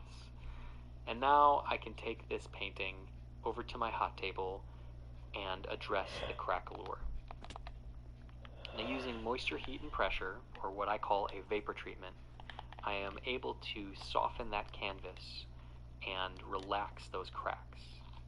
And I'm keeping the facing on here because the amount of heat that I'm applying to this painting is really, really low. It's maybe 100 degrees, and that adhesive is activated at about 150 degrees. But I want to keep it there because it's going to provide extra support. So I'll turn the pressure up, and then I'll lower it, and then I'll allow it to sit. I'm using a piece of balsa wood just to make sure any of the extra air is extracted from that envelope. And now, with the vapor treatment complete, the painting rested under weights for several days. I can remove the facing. Now, the facing is activated by heat or by solvent, and so I could have heated the painting up and peeled it off. But in this case, I'm just using the solvent because I don't want to subject this painting to 150 degrees and then peel off that facing. You can see there's a lot of adhesive still left on the surface, which is a good thing. It means that I had a really good bond with the paint layer. But unfortunately, all of that adhesive does need to come off. And so once I get that facing completely removed, I'll use some cotton balls and the appropriate solvent to slowly remove the excess adhesive. And the solvent used to remove this adhesive is really mild, and it won't run damage to the painting. So with the adhesive all removed, I can now do an impregnation. And I'm using, again, a heat-activated conservation adhesive. And it's been thinned down to the appropriate consistency, and now I'm just rolling it across the entire back of the painting. And what I want is for the canvas to soak up all of this adhesive. I want it to penetrate through all of the nooks and crannies and voids, up into all of those cracks. I'll let it dry, and then I'll put it back on the hot table. I'll turn the heat up to 150, create the envelope, extract the air, and force all of that adhesive up into and around all the cracks. Once the painting reaches temperature, I'll turn the hot table off and allow it to cool. And then once it's cool, all of the areas of paint that are potentially loose or unstable are permanently bonded back down to the canvas. Now, I mentioned that this painting was slightly dirty and that was a saving grace. It was, but now I have to get rid of all of that dirt. It wasn't terribly dirty, and probably a lot of the old varnish or surface grime was lifted off when the polyurethane came off, but you can see that it's dirty enough that it makes a big difference. Now, you can also see that there are still a lot of little pieces of polyurethane still on the surface of the painting, and that was because I didn't see those or I wasn't able to get them off. But now, with the painting fully cleaned, I can see all of the little spots that I've missed. So, back to scraping. Sharp blade, going slowly, working one spot at a time, I can scrape off, chip off, shave off the existing polyurethane. And as I do this, At Aspen Dental, we're a different kind of dentistry, where new patients get a complete exam and x-rays free without insurance. Plus, patients get 20% off their treatment plan. Aspen Dental. This video is brought to you by Squarespace. From websites and online stores to marketing tools and analytics, Squarespace is the all-in-one platform to build a beautiful online presence and run your business.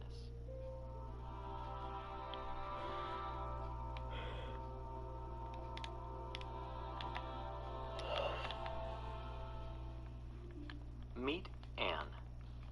This isn't Anne's first time at Baumgartner Restoration. In fact, 5 years ago, I first met Anne when she came into the studio looking a bit worse for wear. She was discolored and dirty and needed a little bit of attention.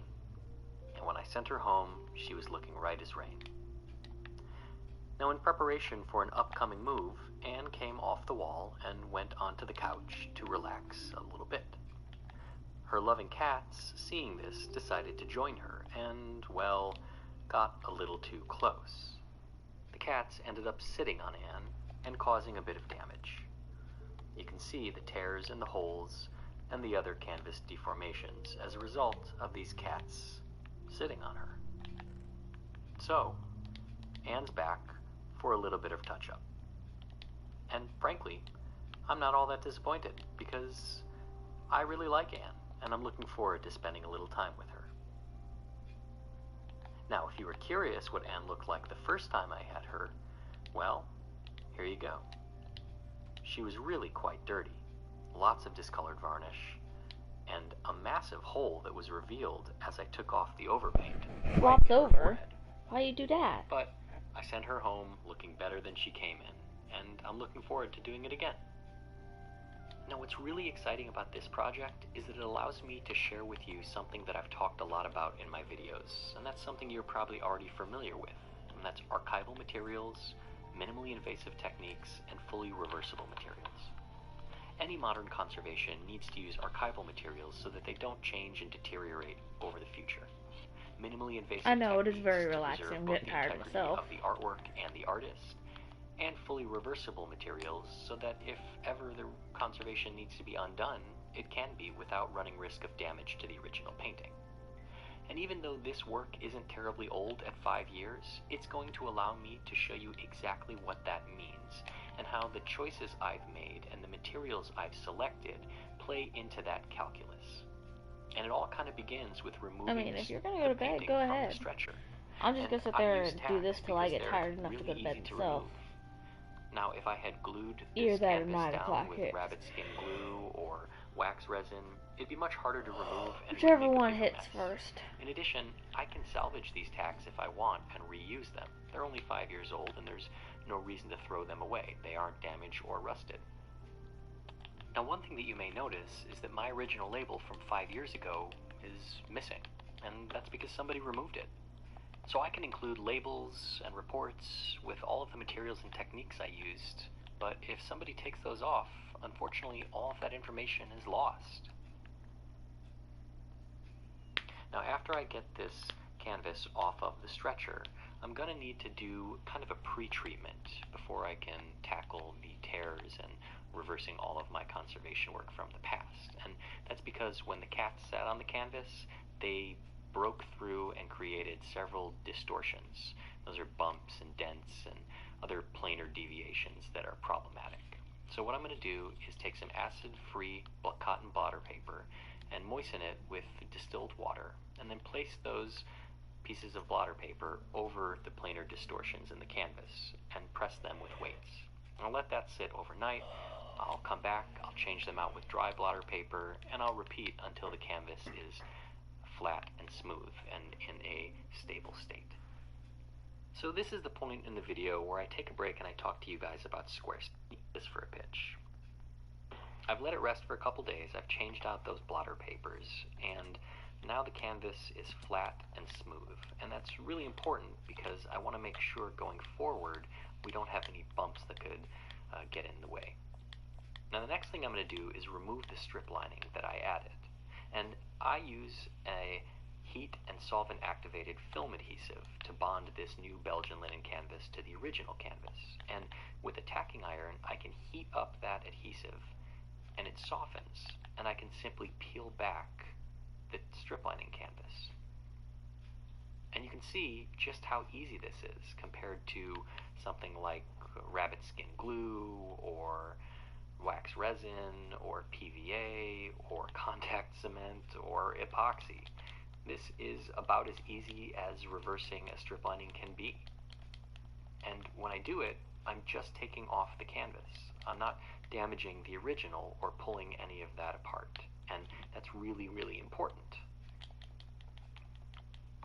And so, as I'm removing the strip lining canvas, you'll notice that the adhesive gets soft and it sticks to both the original canvas and the strip lining canvas. And that's not really a problem because I can remove that, again, with heat or solvent. Now, I'm not going to use heat to remove it because it can create a little bit of a mess and it can burn if I apply the tacking iron directly to it. So what I will do is once I have this strip lining fully removed, I'll go back in with the appropriate solvent and I'll expose that adhesive to it, allow it to swell and soften, and then remove it with a cotton ball.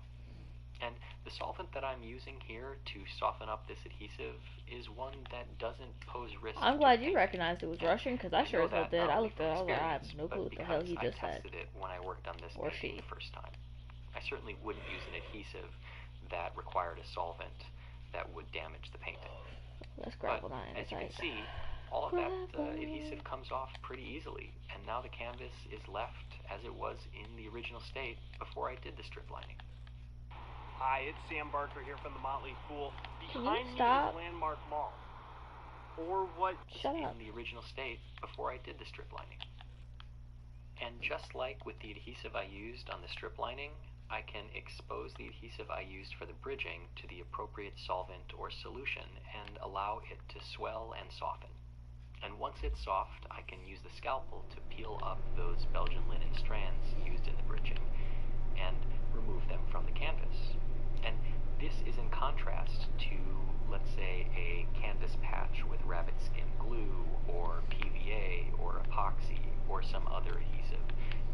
This comes off very easily. I mean, literally, in a matter of seconds, I've removed the repair. And in a matter of more seconds, I can remove the adhesive. Now, the cotton ball does shed a little bit, but I can rub all of that up and get rid of that residue. And so, this was extremely easy to remove, and there's nothing left on the canvas, which is the whole point of using reversible materials.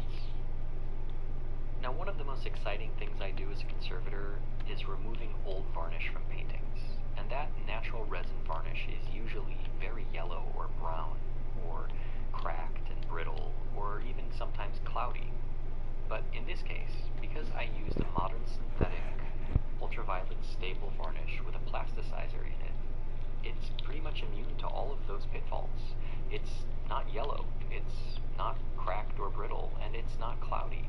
And the best part is that it comes off of the painting using an extremely mild solvent, one that won't damage the painting. And again, I know this because I tested the painting when I applied the varnish the first time. And so, unfortunately for you as the viewer, this is really anticlimactic. But as the solvent evaporates, you can see the difference between the unvarnished area and the varnished area. One thing you'll also notice is that I'm using large cotton balls as opposed to small swabs to remove this varnish.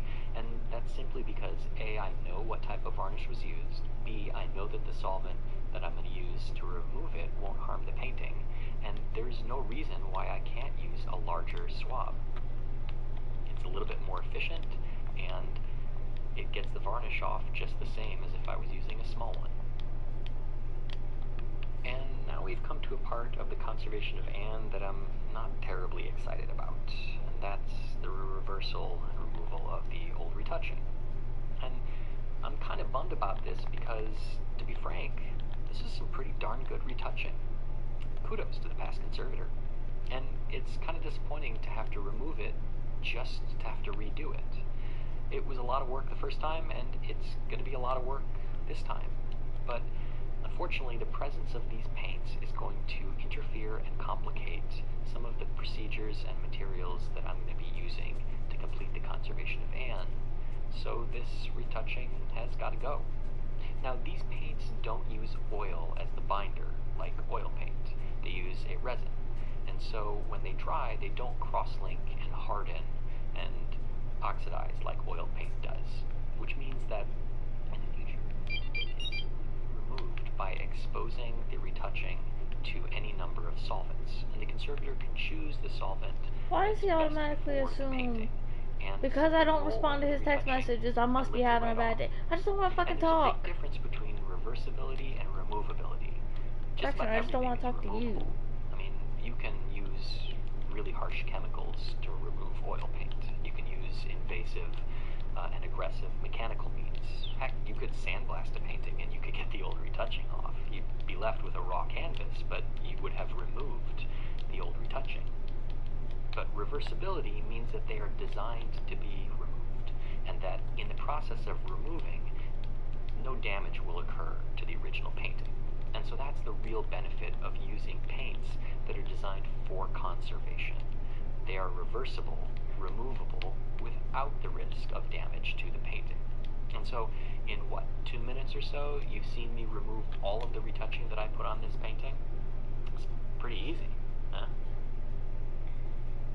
And if there was any doubt about the solvent I'm using and damage it may pose to the original paint, I'm using a swab here saturated with solvent on the blue, which is generally a pretty fugitive and delicate area, and as you can see, nothing is coming up.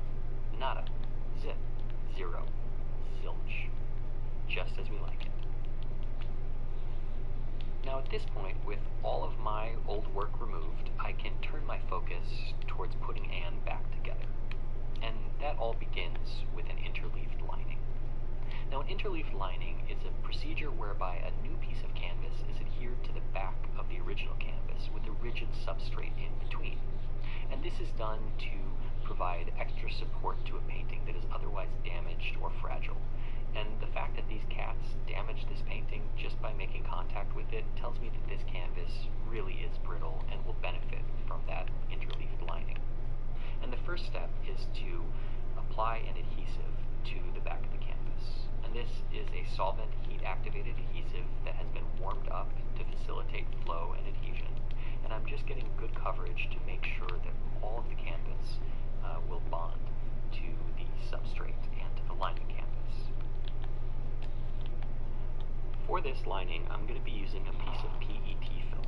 And I like this material because it's immune to the solvents that I use, and it doesn't move with heat or humidity changes, and it provides just enough rigidity to immobilize this canvas from any of those environmental changes that would cause micro movements and make those tears and holes more pronounced, or even telegraph to the front of the painting, which is something, of course, that I don't want.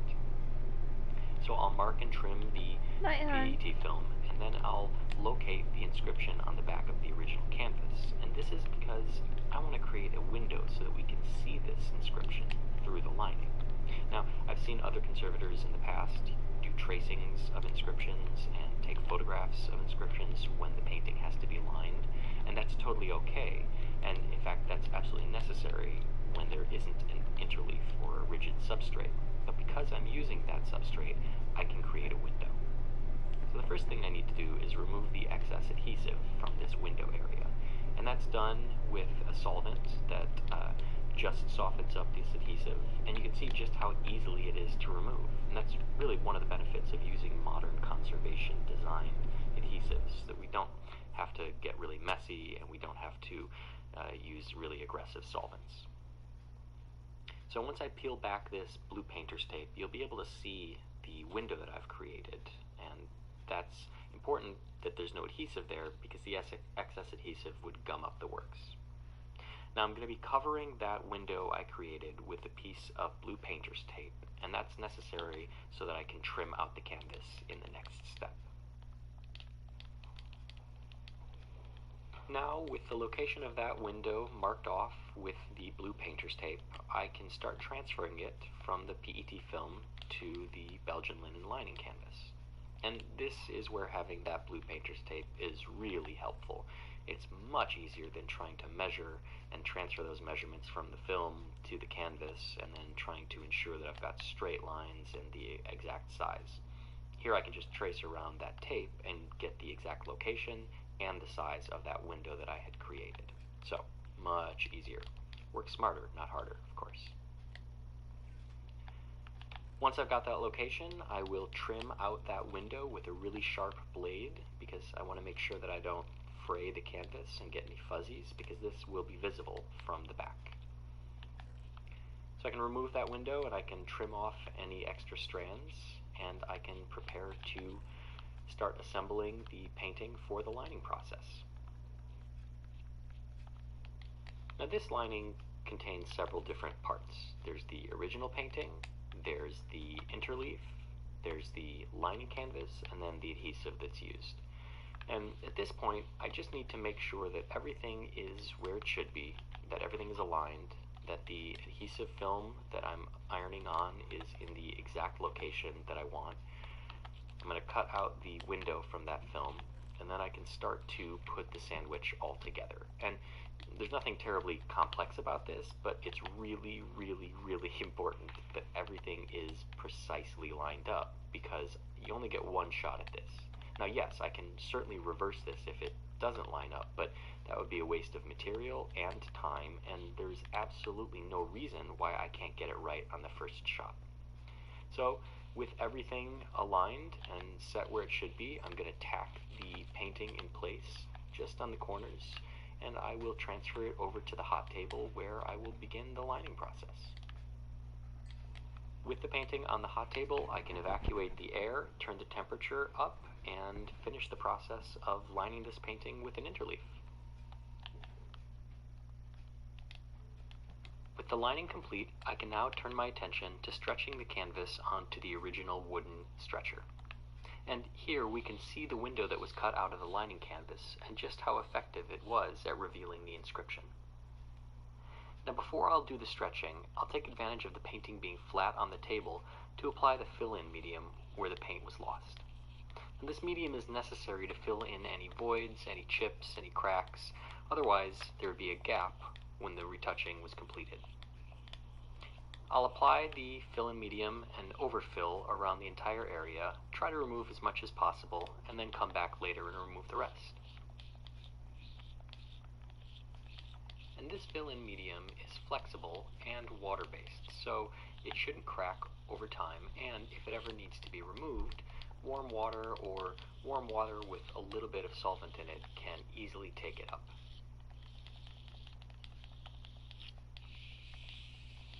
Now once that fill-in material has dried, I can begin the removal process. Now I can't use sandpaper or anything else terribly abrasive because it would damage the paint surface, but I can use my fingerprints because they're just rough enough that they can start to remove some of the high spots. And when I'm done with that, I can come back with a cotton swab, dampened of course, and just start to remove any of the overfill. Now it's really important that I get all of this overfill off because as it currently is, it's covering up some of the original paint, and I don't want that. But I also want to make sure that it's level and smooth so that when I'm done doing the retouching, it doesn't look like a big bump or a wrinkly surface.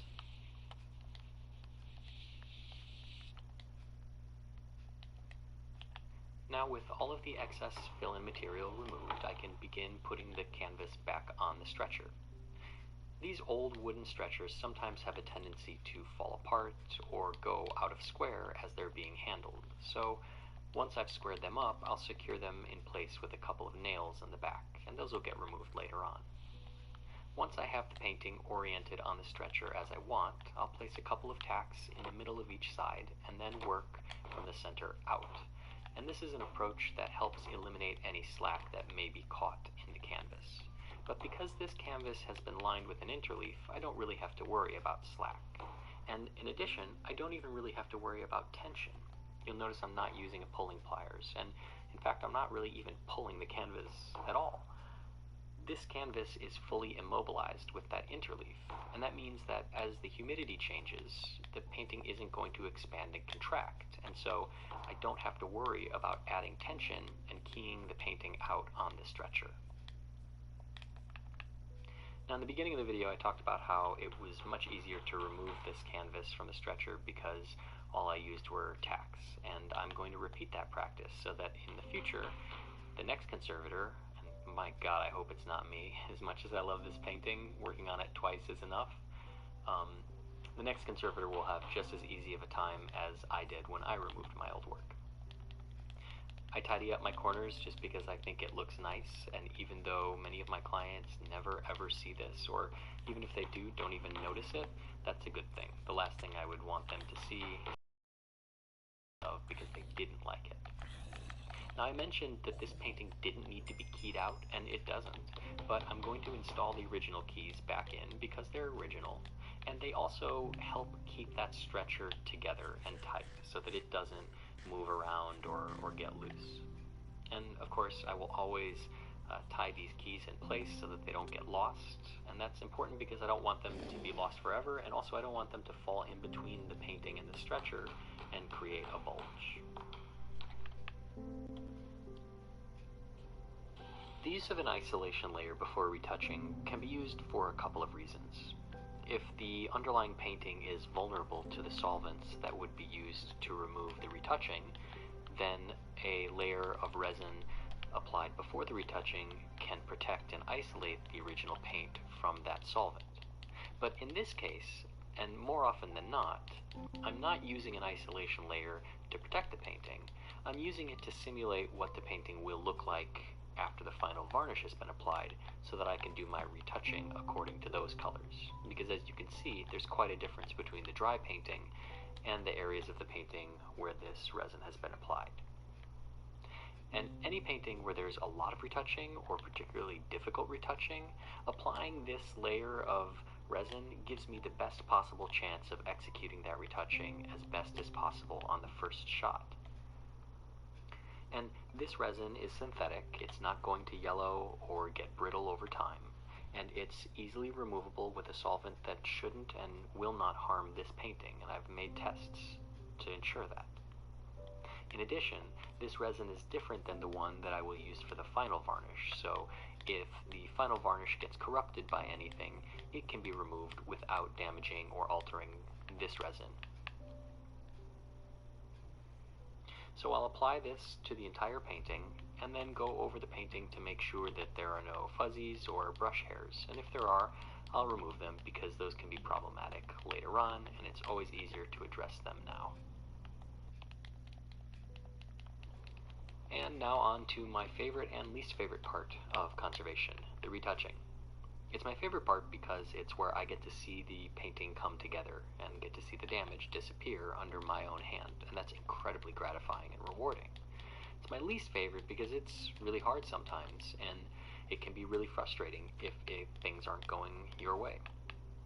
Now, the type of retouching that I'm going to be doing here is commonly known as mimetic or integrated or full retouching, and that's in contrast to an approach called trateggio, which is an Italian word that means sketching or hash marks. And that's an approach whereby instead of trying to retouch the damaged areas so that they completely disappear and that they blend into the surrounding paint and effectively unify the entire image as one, a series of little dots or hash marks or check marks are made so that from a distance the damage disappears, but upon close inspection the damage can be seen pretty clearly. And this was an approach that was developed in Italy in the late 30s and early 40s. And at the time, it was completely appropriate and made a lot of sense because reversible and archival paints hadn't yet come into widespread practice. And so many conservators were still using oil paint to do retouching. And the consequences of using oil paint are pretty high. It's a permanent medium that will change over time. And it's not really all that reversible. Yes, we can get it off, but removable isn't the same as reversible, if you remember from the beginning of the video. So The approach was designed so that the damage could be addressed in a way that would allow the viewer to see the painting as a whole from a distance, but still acknowledge that the painting had been worked on by a conservator and that those areas of retouching were different than the original. But now, since we have modern archival and reversible paints, there's not really much reason to continue that approach, at least for private practice. Almost none of my clients want that approach, and even those museums and institutions that I do work with, they don't want that approach. I believe it's still commonly practiced in Italy, and on some old masterpieces, it's very much the norm.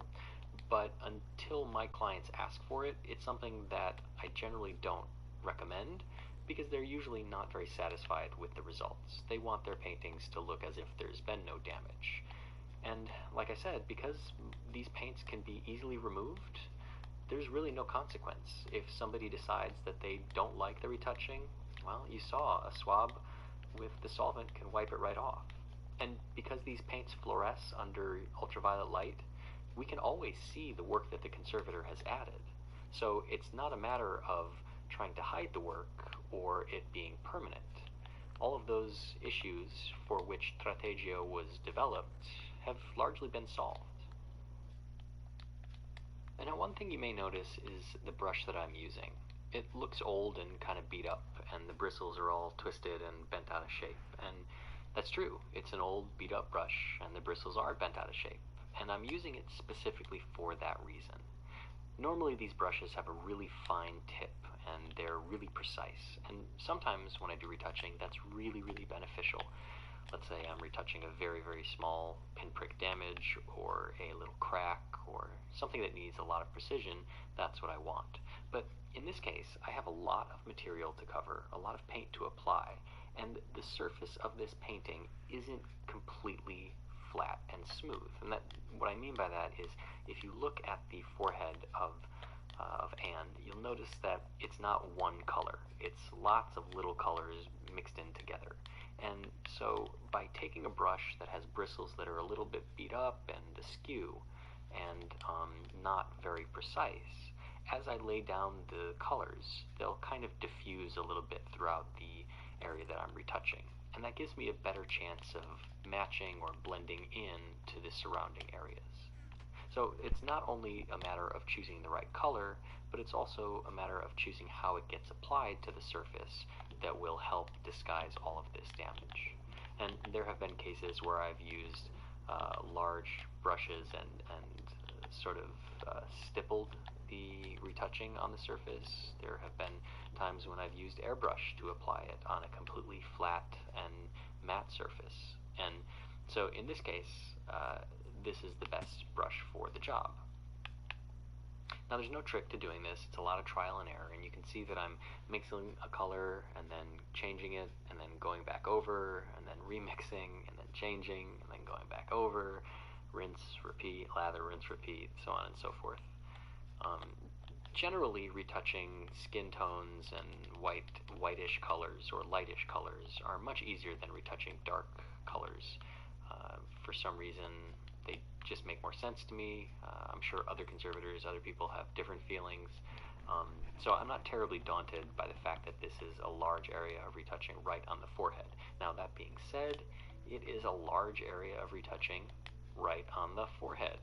The only thing that I could think of that would be possibly worse is if one of her eyes was missing, and I had to recreate an eyeball that wasn't there before, because I'm sure there would be a lot of opinions about whether or not I hit that one on the mark.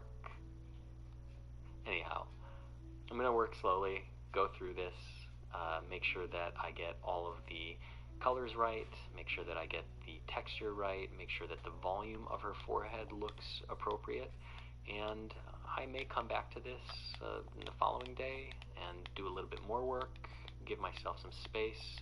Sometimes it's good to take a little distance between retouching when it's a large area like this. You come back the next day and you realize that you need to add a little bit more white or yellow, or maybe you just want to take it all off and start over again. I won't do that here, but I will take advantage of some time to get some distance and make sure that I like how this looks before I move on to the next steps.